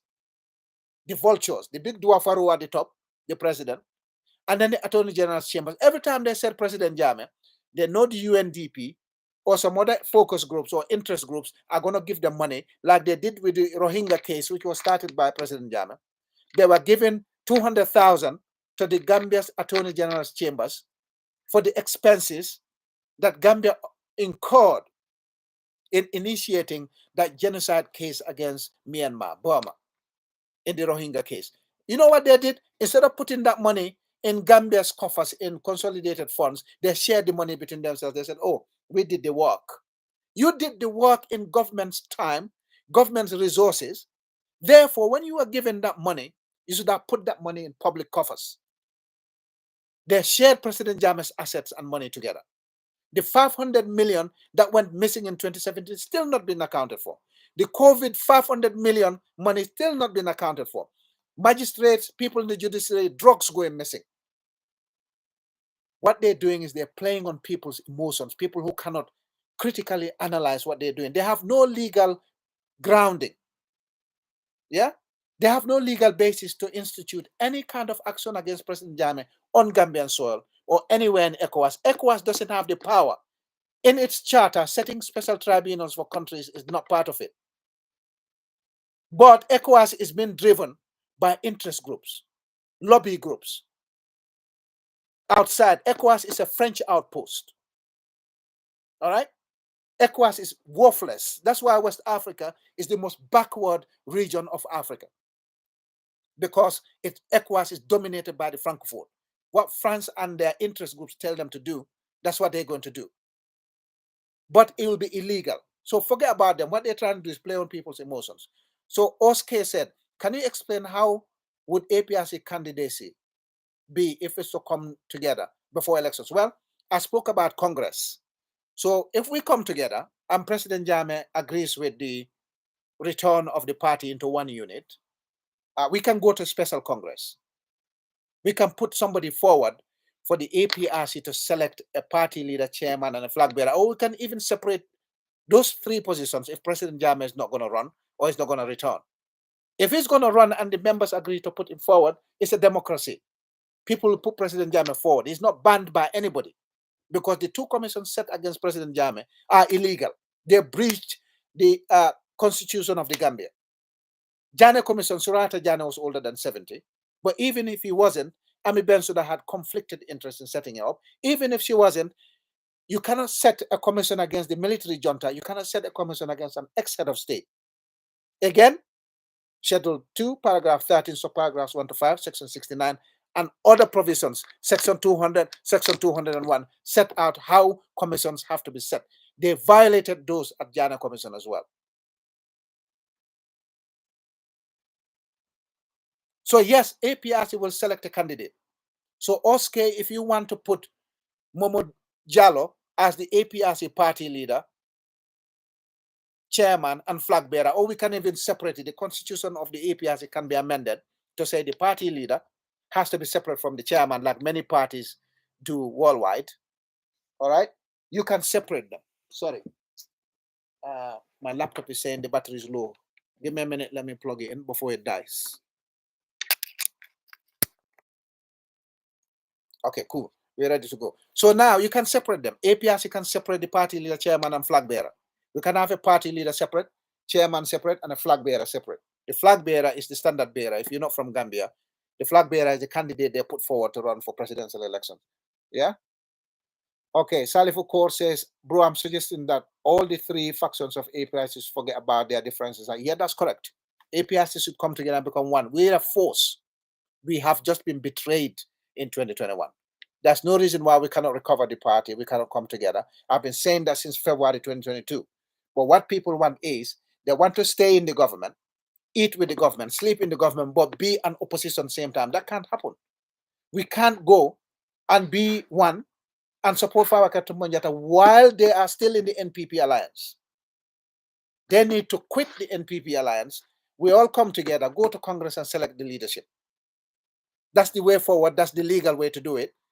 Or President Jammeh can appoint people based on the recommendation of the reunited APRC, and then we go forward. That's how that's how we're going to recover the party. Otherwise, nothing else is going to happen. It won't work. Yeah. So thank you for that. That's why they never want Jammeh back. Yes, they shared Jammeh's money, his assets illegally via the two commissions. They're not even telling Gambian people who bought his assets, for how much, whether it's at market value or below market value. They're keeping the information secret. Despite the fight between UDP and NPP and DOI, none of them has come out and published information. None of them has come out and published the information as to where Jammeh's assets were sold, who bought them, for how much. And these pieces of information are supposed to be public knowledge. They can't hide it. That's why they don't want Jammeh to come back. They've done so much wrong. They don't want the man to come back because Jammeh doesn't take nonsense. They know what's coming. They don't want it to happen. They want to continue to bamboozle the Gambian public. Yes, thank you, Mohammed Jallo. Good afternoon, Lamin Tamba. Can you give credit to Barrow for being a man of peace? Well, Mohammed, this is a paradox or an irony. Barrow is a man of peace, but we have peacekeepers on Gambian soil. Barrow's government shot Haruna Jatta and others and killed them in Kanilai. Barrow's government killed protesters in Faraba. Barrow's government gave Senegal the platform to kill 11 Gambian citizens in Fonyi region and displace 10,000 Gambian citizens. Now, I don't know about you, but I don't consider that as peace. All right? If you're saying people are not accusing Barrow of disappearing people or security forces of killing the guy like Cisse they killed and threw him in the mangroves in Banjul, they're not calling him a dictator for the several deaths of our youths on the back way, 30 times more than at any time of President Jammeh. If that's your version of peace, yes, he's a man of peace. In my version, if there are peacekeepers on my soil and I've refused to allow them to go back and hand over security to Gambian citizens, in my view, that's not peace. All right? So I can't give Barrow for being a man of peace. You can't say Barrow won a peace award, but he's got peacekeeping mission in his country. when there's no war. There's no war, there's no strife, there's nothing happening in the Gambia that will threaten Barrow's security. It got to a point where Barrow himself doesn't trust Gambian citizens anymore. Is that what you call peace?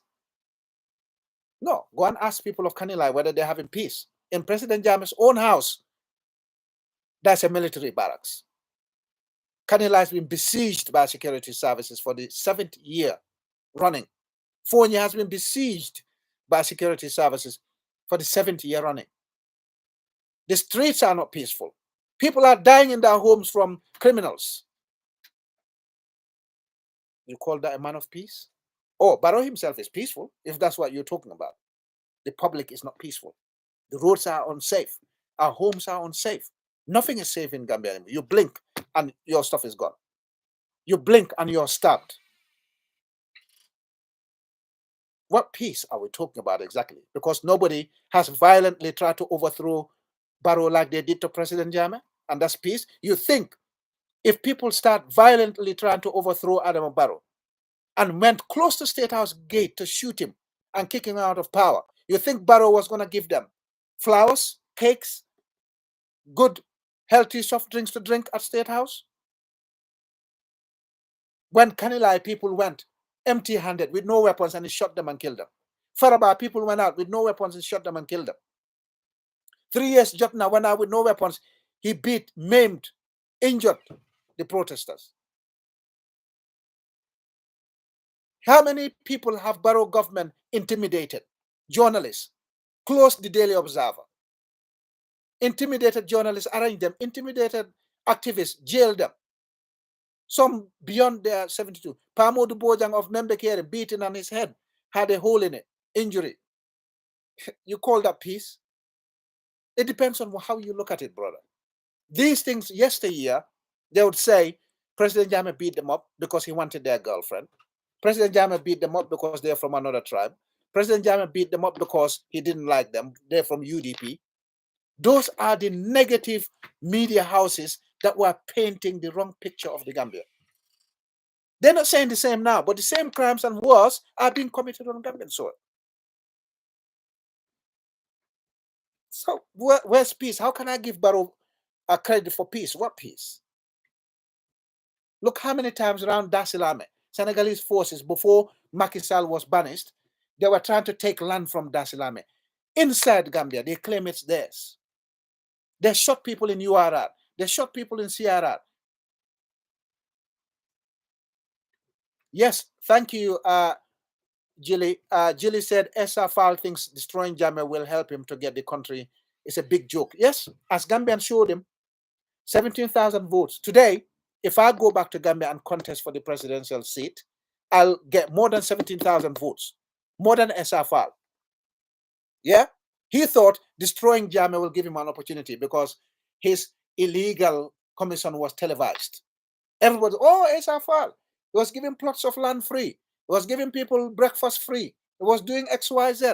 He thought he'll ride on that wave to become president of the Gambia. Well, he found out a difficult way.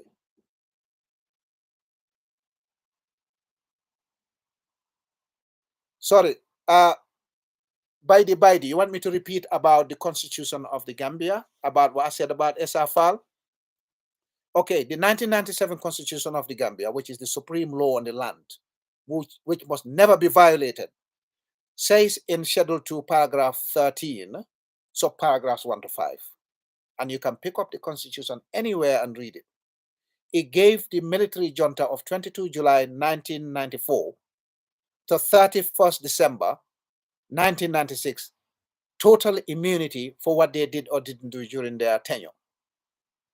The constitution proceeded to section 69, and every head of state around the world has got implied immunity. If you did law, you'll know what that means. Implied immunity.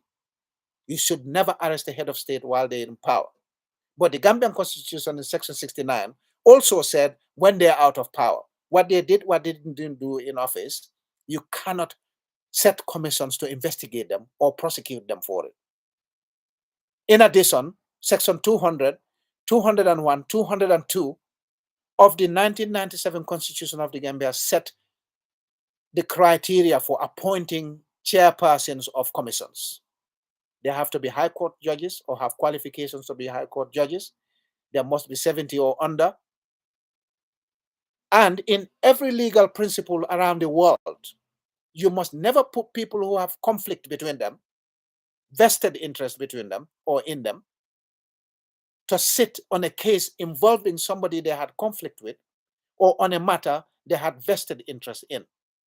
So therefore, Ami Bensouda shouldn't have sat at the Jana Commission. Esa Fall shouldn't have sat at TRRC.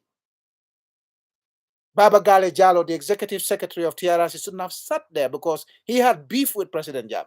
Alaji Sedi Barrow, who was the chief investigator, shouldn't have been given that job because he had beef with President Jammeh. He picked up guns to go and shoot President Jammeh and kill him.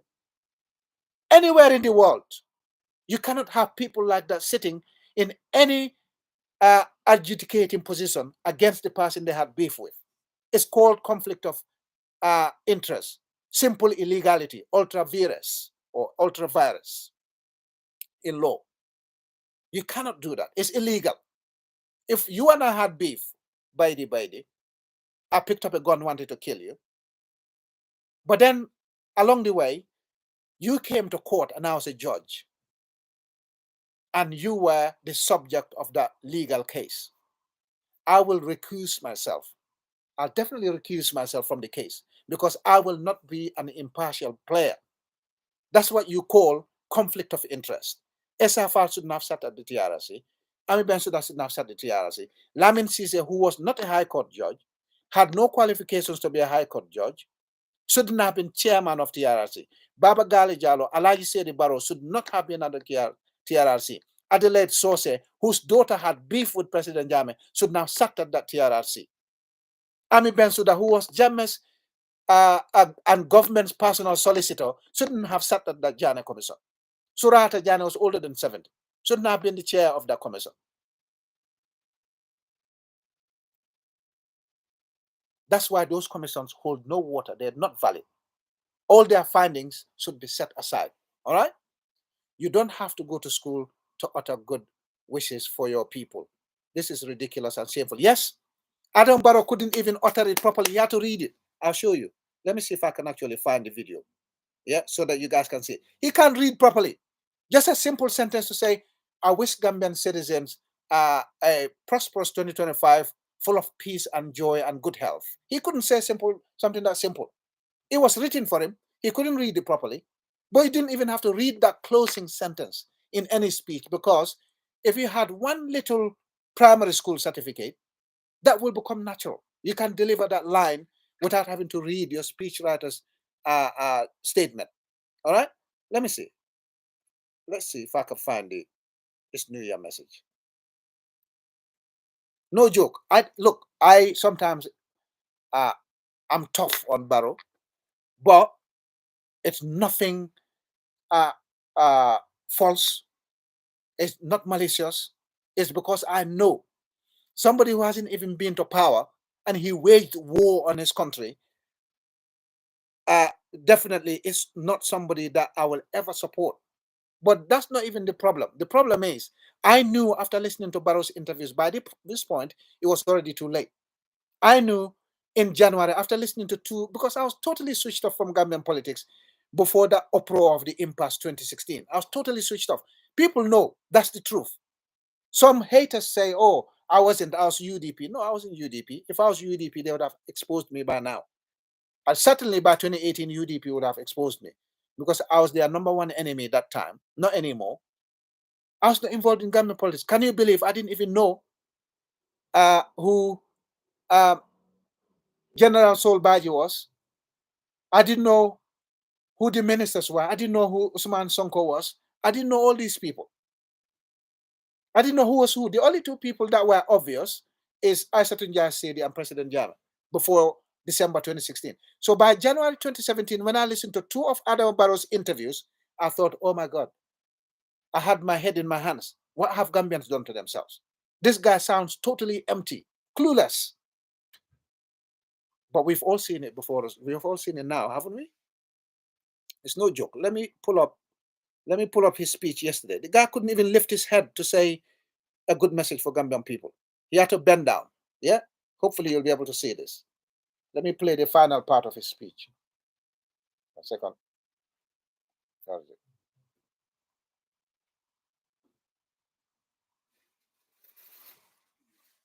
And the United Nations, UN. Okay, let me run to the final part. Just give me a second. Notice from a positive perspective. Look, he reads from paper. He can't lift his head up. Yeah? For the welfare of the nation. Yeah? The challenges before us are numerous. He has to bend down. He can't read. We have the economy to grow, infrastructure to construct, and a youthful human resource base to develop. Let me go to the end. Let me go to the end. Let me go to the end so you know I'm not lying. He couldn't even say. Best use of the opportunities. Let me go to the end. Can impose. Where's the end? Access to electricity and water, and provision of vital. As partners, we have to work hand in hand. Let me go to the end. I thank you for your cooperation and support over the years. Okay. And this includes the international community and our religious and community leaders. Without you and the Gambian people, both in the country and diaspora, we would not be so successful. At this point, I must pay special tribute to all public servants and to the economic contingent and our security services for their excellent service to the nation. Let me pull it to the end. We remember to pray for the sick and the departed souls. Likewise, let us pray for peace, unity, and progress for the Gambian nation and the global community. I wish you all a very happy, peaceful, and prosperous year ahead, with good health, security, and stability for us and for the rest of the world. God bless us all. I thank you for your kind attention. Yeah, so you see that he had to bend down. I'm not lying, no joke. He had to bend down to read, I wish you all a happy, prosperous Gambia with good health. And he opens his eyes like that. Like he's seeing things, right? And I go, I wish you all a happy, prosperous New Year. And then it goes like that. That's the Gambian president. Anyway, I shouldn't be making fun of this, but this is what we got ourselves into, right? Okay, so now, let me see questions again. You don't have to go to school to utter good wishes for your people, yes. But as you saw, he can't read simple, some of that, the speech writers will write these things.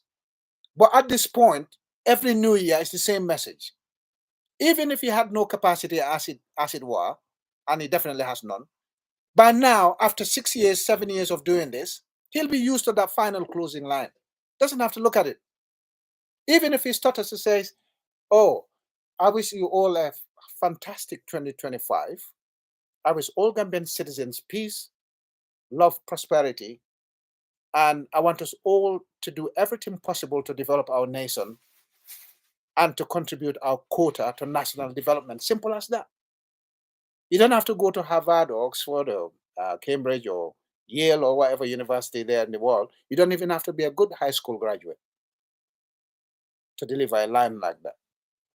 The other bits maybe, because they're giving you sectors in the country that you might prioritize for the year, something that he couldn't even do properly. All right? So yes, I wasn't lying against the man. He basically has got no capacity for anything. The man has been a massive disappointment. Look at the corruption that's taking place. The audit report to Gambia Ports Authority, the audit report to the National Assembly, the audit report to NAWEC, the audit report to the Independent independent in inverted commas, independent electoral commission, 300 million shared between them. For what reason?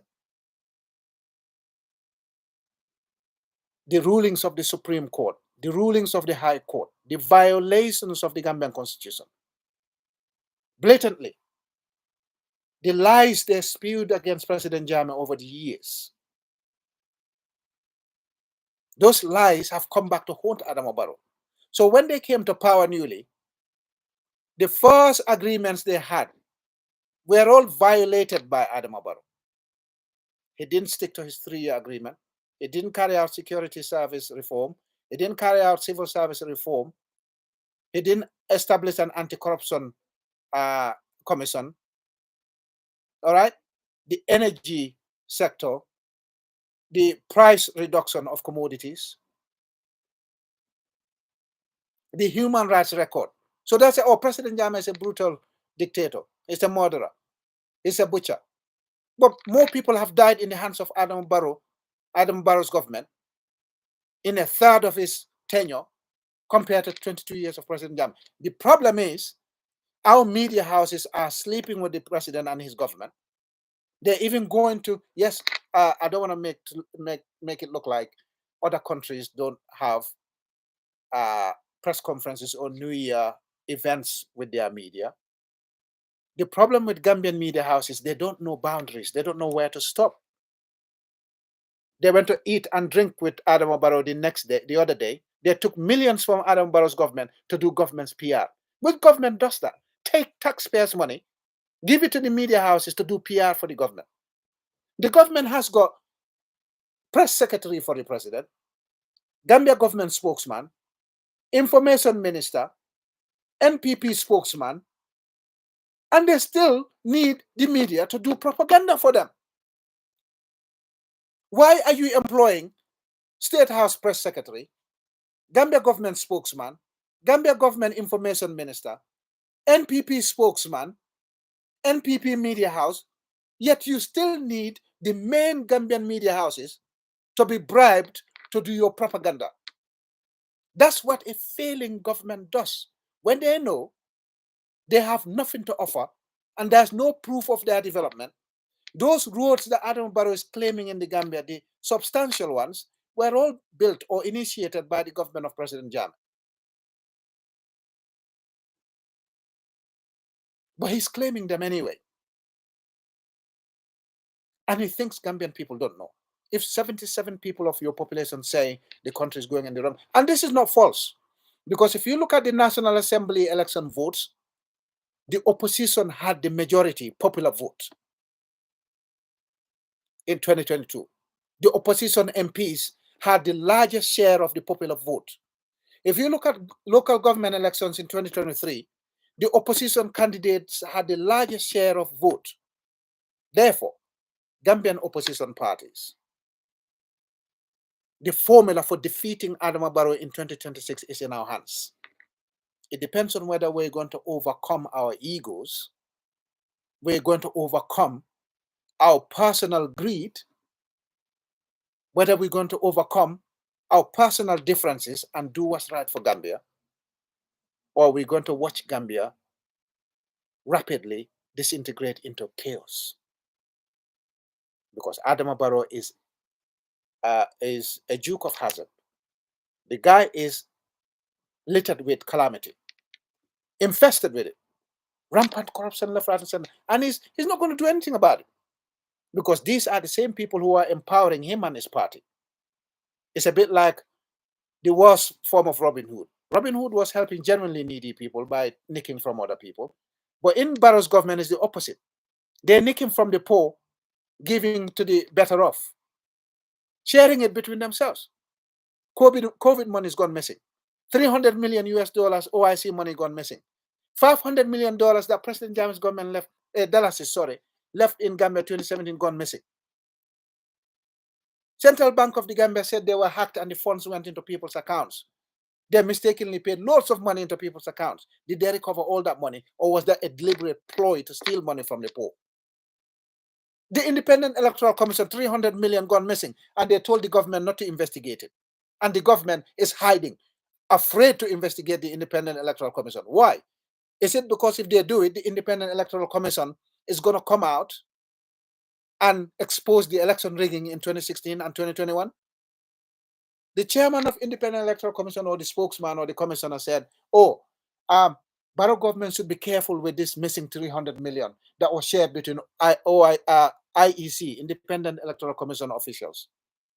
Even President Jammeh left the IEC, the Independent Electoral Commission, to be independent of every government probe, every government activity. So again, the Independent Electoral Commission, whose chairman said he was happy that the government of President Jammeh was defeated and he was looking forward to it being defeated, which means he knows something about that fake defeat, is in his own words or in his commission's own words confirming that there was more institutional independence under President Jammeh than under Adama Barrow, because he said the IEC was more independent under President Jammeh under Adama Barrow. So who is the true Democrat here, ladies and gentlemen?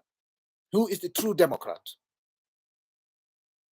Who is the true dictator when your youths are running through the back way and getting killed in the desert, at sea, at 20, 30 times more than at President Jammeh's time? Who is the biggest Democrat?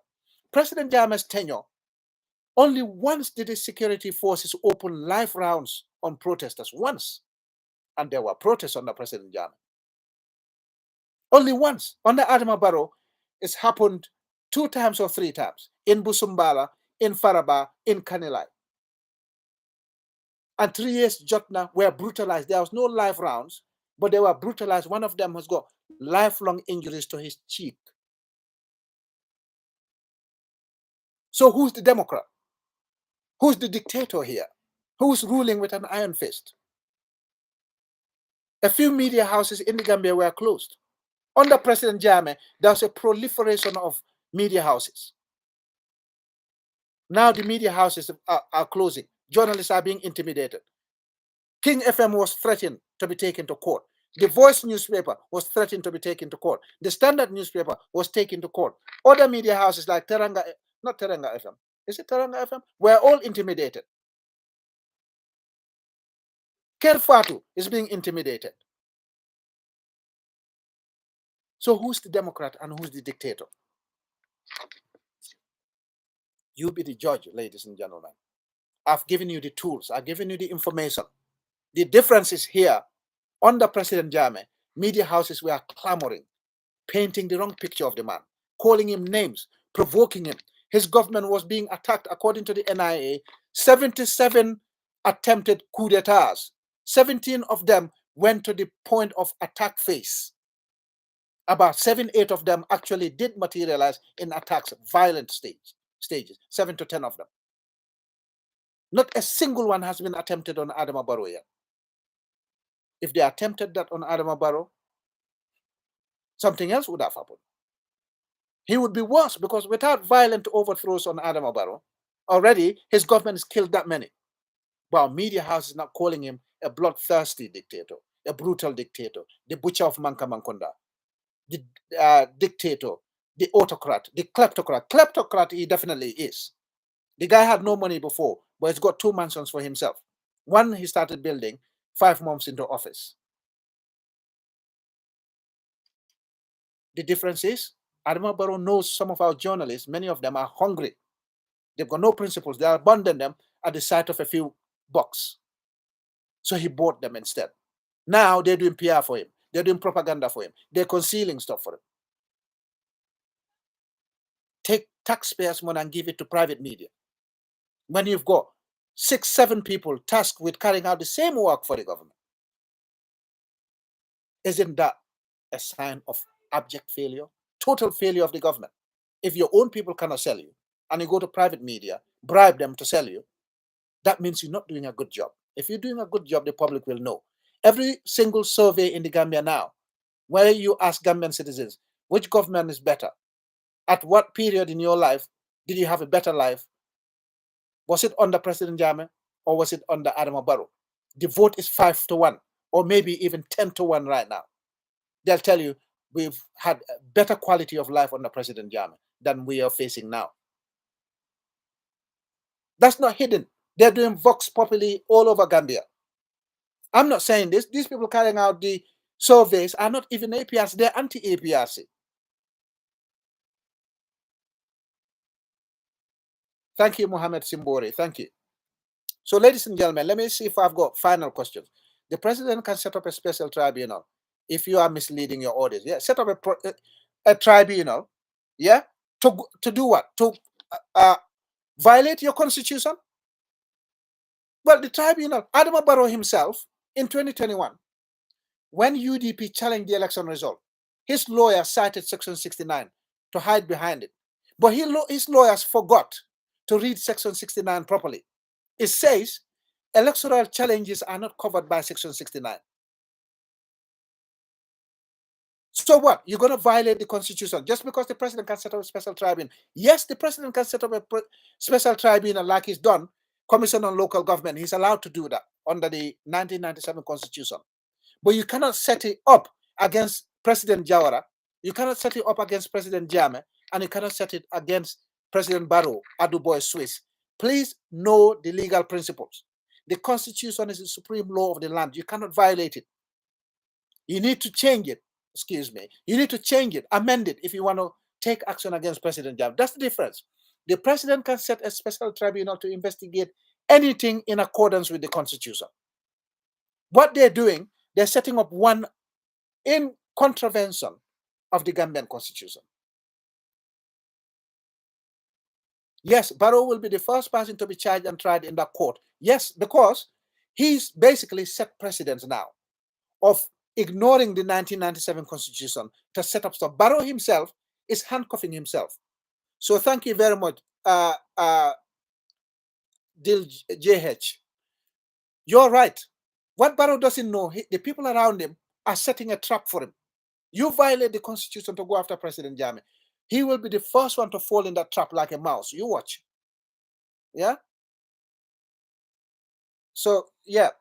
Oh, so Barrow should be everywhere, and we're kidding. No, Barrow shouldn't be everywhere. But Barrow hasn't implemented one commission recommendation. Unlike the TRRC, we saw TRRC, former soldiers, and NIA said President Jame set up panels, they investigated and they implemented those recommendations. We saw it on TRRC before all of us. Barrow hasn't implemented the Faraba Commission's recommendations, hasn't implemented a commission to investigate Kanilai shootings, hasn't implemented or enforced the recommendations of Gambia Ports Authority, NAWEC, IEC, audit report. He said, in fact, a legal audit, national audit from our Auditor General. Barrow said the Auditor General's report is just an opinion. Imagine national audit, a constitutionally mandated function. Barrow said it's just an opinion. Yeah. So I don't expect Barrow to be everywhere. Let him implement the recommendations of commissions. Where are the recommendations of the acute kidney infections? Samati is still the minister. They only sacked that lady, Maki Jana Kaira, of the Medicine Control Agency. The Gambia Pharmacy Council is still there. Their leadership is still there. They haven't sacked them. In fact, Barrow came out on national television and said the doctors did a good job in their investigation, in the whole acute kidney infection investigation. He said the doctors did a good job. Imagine, 73 children. We think it's hundreds of children, but they were only prepared to admit 73. Barrow said the doctors did a good job. People's children were killed, and the man said the doctors did a good job. Samata is still the minister. Gambia Medical Pharmacy Council is still there. Gambia Medicines Control Agency, only one lady was dismissed. Yeah? Somebody's calling me. Let me decline this call. So, brothers, yeah? This is what's going on. Yes, Jame needs to face justice. That's what you're saying. Change the constitution. Bring substantial, because in criminal law, you have to prove beyond reasonable doubt that Jame was either part of the planning or committing the crime or covered up the crime. If you can prove that to the courts, good luck to you. Prosecute him. That's up to you. But at the moment, The constitution that gives the courts that power haven't given the courts the power to investigate Jammeh or Barrow or Jawara. All right? Yes, thank you, Mosmos. I'm proud of you for turning up and listening to me. I am here in politics. My politics is more about activism. I have no interest in lying because I'm not looking for a job. I'm not looking for money. I'm not related to any government official. My family has never been in government. Even if they were in government and they lied, I'll tell them the truth. I don't have, when it comes to public administration, I've got no family or friend. I'll tell you the truth. Thank you, Mosmos. The truth. You can rely on the information I give you. It's cast iron. Pick up the Gambian constitution and look at it. The information I give you is it's, you can't beat it. It's true because I don't hate Adama Barrow. I know he's not good for Gambia. He's not there to do anything good for us. Gambia has been sinking. The quality of life of Gambian people has deteriorated significantly since he took power. And as you saw in his New Year's speech, there's nothing inspiring in his speech. He will not implement, he will not act on any of those. I don't think Adama Barrow himself knows what his national development plan is. Didn't implement any of it. Every time he'll tell you, I'll build roads. He builds roads next to election season. Those roads will last 2 rainy seasons and they'll be damaged. Look at that Sukuta Latrikunda road, Jambur Farato, Hakalang road. All those roads are falling apart already. I explained about SFL already twice now. I can't go back to that. No one can stop him to come back. No one can stop Jammeh. He's a Gambian citizen. He can fly tomorrow and come back. He just needs to pick the right time to come back. That's what he's doing. All right? So Jammeh can come back. Gambian people actually like him today more than when he was in power. They like him more today than Adama Barrow. That's 100% true now. Nobody's arguing that anymore. All right? That's a bunker. You can put your house on it. The Gambia is bigger than Jammeh. Yes, the Gambia is bigger than anyone. You don't have to vote for Jammeh. Even APRC, you don't have to make him the party leader. That's up to the members. But let's tell the truth. Let's follow the law, regardless of who we like or dislike. Let's follow what the law says. The reason public law exists is because we've all got our individual interests. If there's no public law to guard common interests, everyone will rule in accordance with their desires, their alliances, their hates and likes and dislikes. That's why public law is passed, to make sure there is a rule that governs the government. There's a rule that governs the government and its relations with its institutions. There's a rule that governs the government, its institutions, and its populations. That's what public law is all about. If we go by individual interest, it'll be survival of the fittest. Nothing will be done in order. So therefore, when the rules are set to look at our public interest, let's follow the rules. Don't change them because you don't like Hussein Udabo. Don't change them because you don't like Adama Barrow. Don't change them because you don't like President Jammeh, because that's criminal in itself. So nobody's saying President Jammeh is bigger than Gambia. Or President Jammeh will be president forever. He knows he can't be president forever. But what the law says is what I'm here to reiterate. And how the government of Adama Barrow is administering the country is what I'm here to share with the general public so that they can make informed decisions so that we can see the back of Adama Barrow in 2026. Unless there's a miracle that turns Adama Barrow into a transformational leader before 2026. That miracle didn't happen for 8 years. And that miracle, judging by Adama Barrow's speeches and his rhetoric and his antic and his attitude, there is no scope for improvement under this fellow. Yes, Hamsik 017, you're right. How can you call a president peaceful while robbery, killings, and our other people are dying? That's not peace. Peace is a state of mind. It's not people walking about in the street without somebody stabbing them or killing them. It's a state of mind. You can be at peace with yourself. You can be at peace with somebody else. What we have in Gambia today is not peaceful. The criminals have taken over our streets. All right? The criminals have taken over our streets, and our homes are not even safe. Barrow himself felt so unsafe from the Gambians, he had to hire Senegalese to be his bodyguards. And he had to hire Senegalese army and economy to come and keep Gambia safe, in inverted commas. Yeah?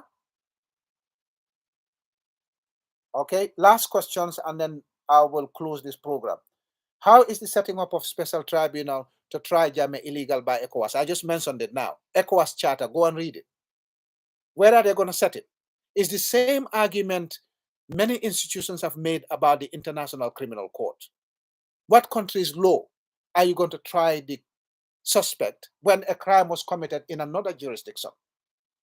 What power has ECOWAS got to violate the Gambian constitution to try President Jammeh on Gambian soil or any other country? Just look at the law. Follow the law and you'll not be wrong, my brother, Mohammed Jallo. Follow the law. I'm not here to lie to you. Gambian constitution must change if we want to take action against President Jawara for 1981. Gambian laws must change if we want to take action against President Jammeh for 1994 to 2022. Gambian laws must change if we want to take action against Adam Barrow when he leaves office. But Adam Barrow himself broke the laws to start illegal commissions against President Jammeh. So if he leaves, whoever takes over from him sets commissions against him, he cannot complain. They'll be illegal too under the Gambian constitution, but he cannot say it's unfair because he started that illegality. Yes, let them go and set up a special tribunal. I'll tell you what, most of the people adversely found out by the TRRC are on Gambian soil right now. They're not prosecuting them. They're walking freely on Gambian soil. Kanye is there. Edward and Peter Singate can go there. Other people that worked in the Gambia army who committed crimes have been reinstated into Gambia armed forces again, even though their colleagues told them the crimes they committed when they were in the army, the crimes that landed them in the same problem. So those criminals, alleged criminals, who confess to have committed those crimes are on Gambian soil. They don't need 150 million US dollars to instigate legal proceedings against those people. So who are these people fooling? They're going to share that money between them. The average Gambian will not see that money. I am telling you that, brothers and sisters. They will not see that money. You guys keep being deceived by these people. You continue, not me. Yeah? Let Jammeh apologize to the victims. Yes, Jammeh can do that if he wants to, because at the end of the day, as they always say, the buck always stops with the president. That doesn't mean the president was part of the planning, the commission, or the cover-up of the crimes. Well, he can come out and say, look, I recognize things happened during my 22 years in power. For that, I'm apologizing generally to the general public and to all those people who were affected by the rogue elements in my government or the acts that I wasn't aware of. He can do that. It's up to him. All right? That doesn't mean he committed the crimes or part of the committing or covered up after those crimes were committed. In fact, one of the crimes, like the Ghanaian ones, Gambia government admitted fault and compensated the Ghana government and the victims. That does happen. All right? So, brothers and sisters, I've been here for over 2 hours, question and answer. So I'm glad many people ask these questions. We need a leader that have our country at heart. Yes, true. That's what we're lacking now.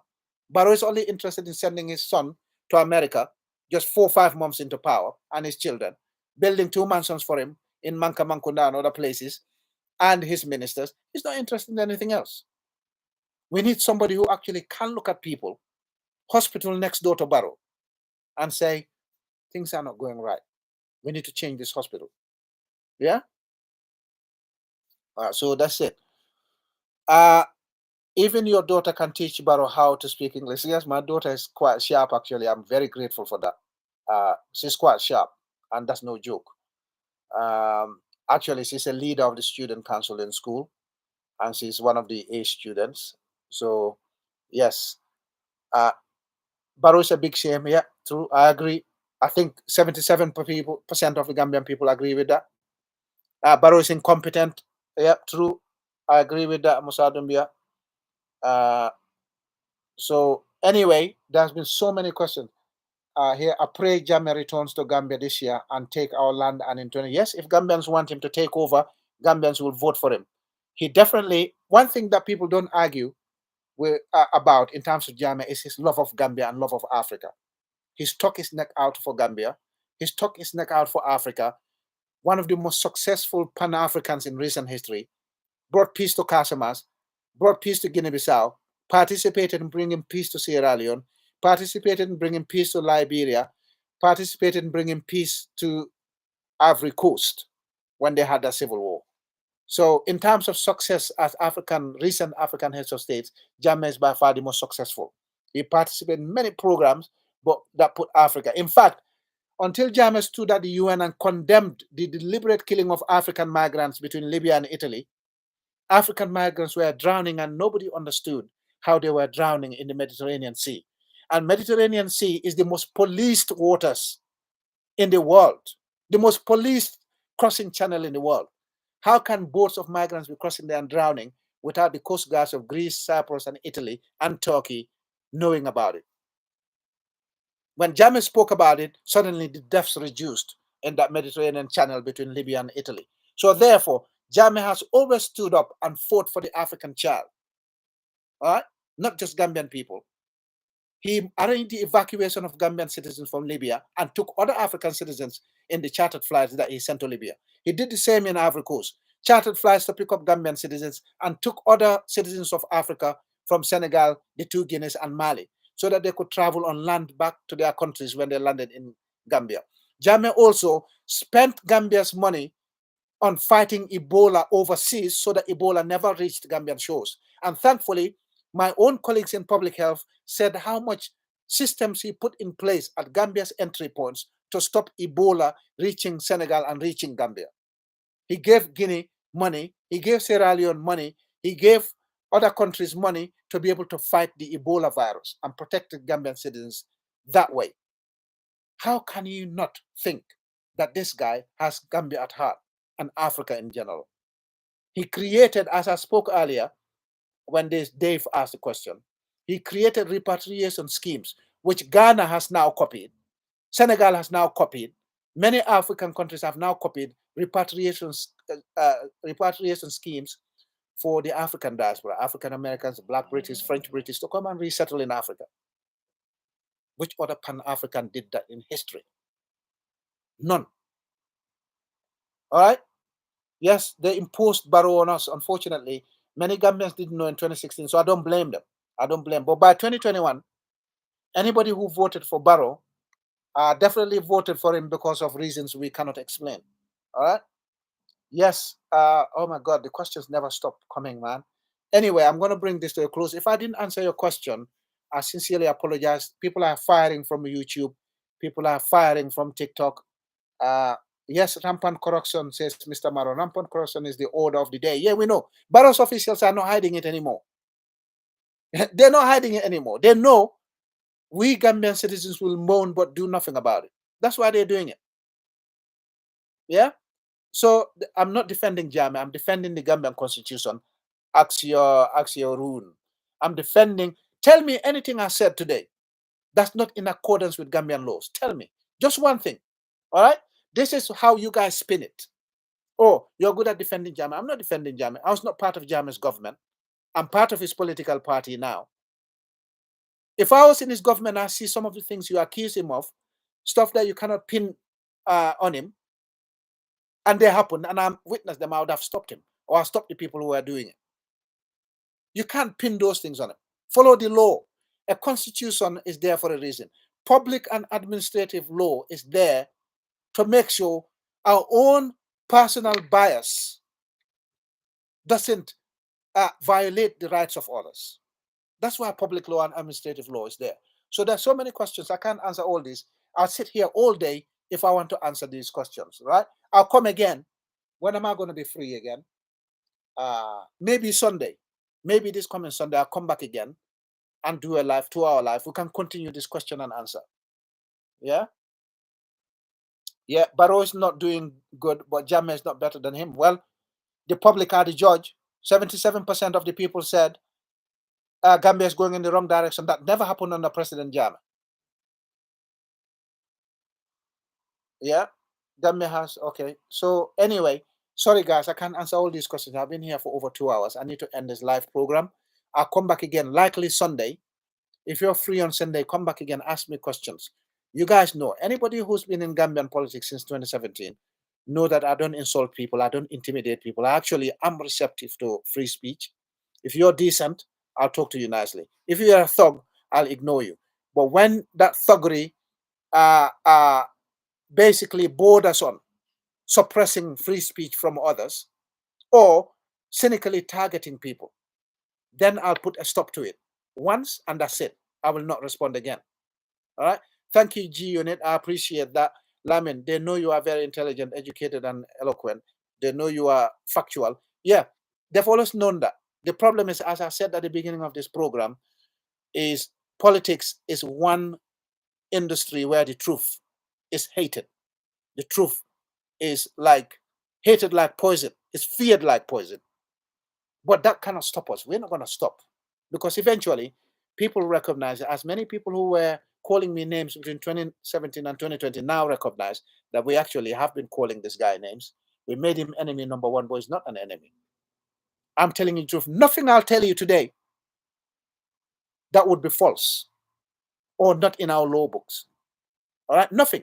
I'm not interested in political expediency, not interested in being famous or wealthy. By now, all of you know that. You just cannot take the truth. Some of you who are opposing, yeah? Yeah. I believe you. Keep lying. Jammeh killed more people than any president Gambia ever had. No, that's actually false, because in 1981, over 1,000 people died. All right? And we cannot say it's just coup d'etat. Kuko is coup d'etat. There were about 17 coup d'etats, 7 to 10 of them violent against President Jammeh. None of them killed more than 11 people. None. Not a single one. So if one coup d'etat in 1981 can kill over 1,000 people, what are you calling that? Yeah? Faraba, 3 killed, 17, 19 injured. Kanilai, 1 killed, 13 to 19 injured. By the government of Adam Barrow. 73 children, we think hundreds of children died because of the illegal and poisonous cough syrup they brought for our Gambian children. All right? So anyway, come back again. We can discuss this. I need a long day to be able to go through all these questions. So I apologize. This is a question and answer session, and I am seriously sorry for not going through all the questions. As you can see, if you're watching, I mean, look at this. I can't even get to the bottom of all of these. Yeah. Thank you very much, Machacha. I appreciate for the prayers. Let's do it together. I'm in here to share information so that Gambian people will know what's going on and not to make the same mistakes of 2016 and 2021. The opposition have a formula for removing Adam Barrow. We won the popular vote in 2022. We won the popular vote in 2023. So therefore, no Gambian person of voting age can say, we don't have the formula, we don't know how to defeat Adam Barrow. We just need to put aside our regional biases. We need to put aside our tribal biases. We need to put aside our personal likes and dislikes and look at what's good for Gambia. We've got competent candidates. They just need to come out in 2025, 2026, so that Gambian people can give them the opportunity to change what's going wrong today. And there's a lot that's going wrong in Gambia today. We no longer have our country. We don't have our energy to ourselves. We don't have our security. We don't have our territory. We don't have our medical services. We don't have our education service. No sector is prospering under Adam Barrow. None. And that, ladies and gentlemen, is not what you call a probable nation. That's not what you call a sovereign nation. And on that note, I end this TikTok live and this YouTube live. God willing, if I'm free this coming Sunday, I'll return. But from tomorrow, it's going to get busy again. Very busy. But I think Sunday, I'm not doing anything on Sunday. I might come live. I will announce it on TikTok and YouTube. Thank you very much for the time you dedicate to share your experiences with me, to listen to me. We all love Gambia. We just need to put our personal biases and grievances and hurt and pain and unjustifiable vindictiveness aside. Let's look at Gambia. Thank you very much.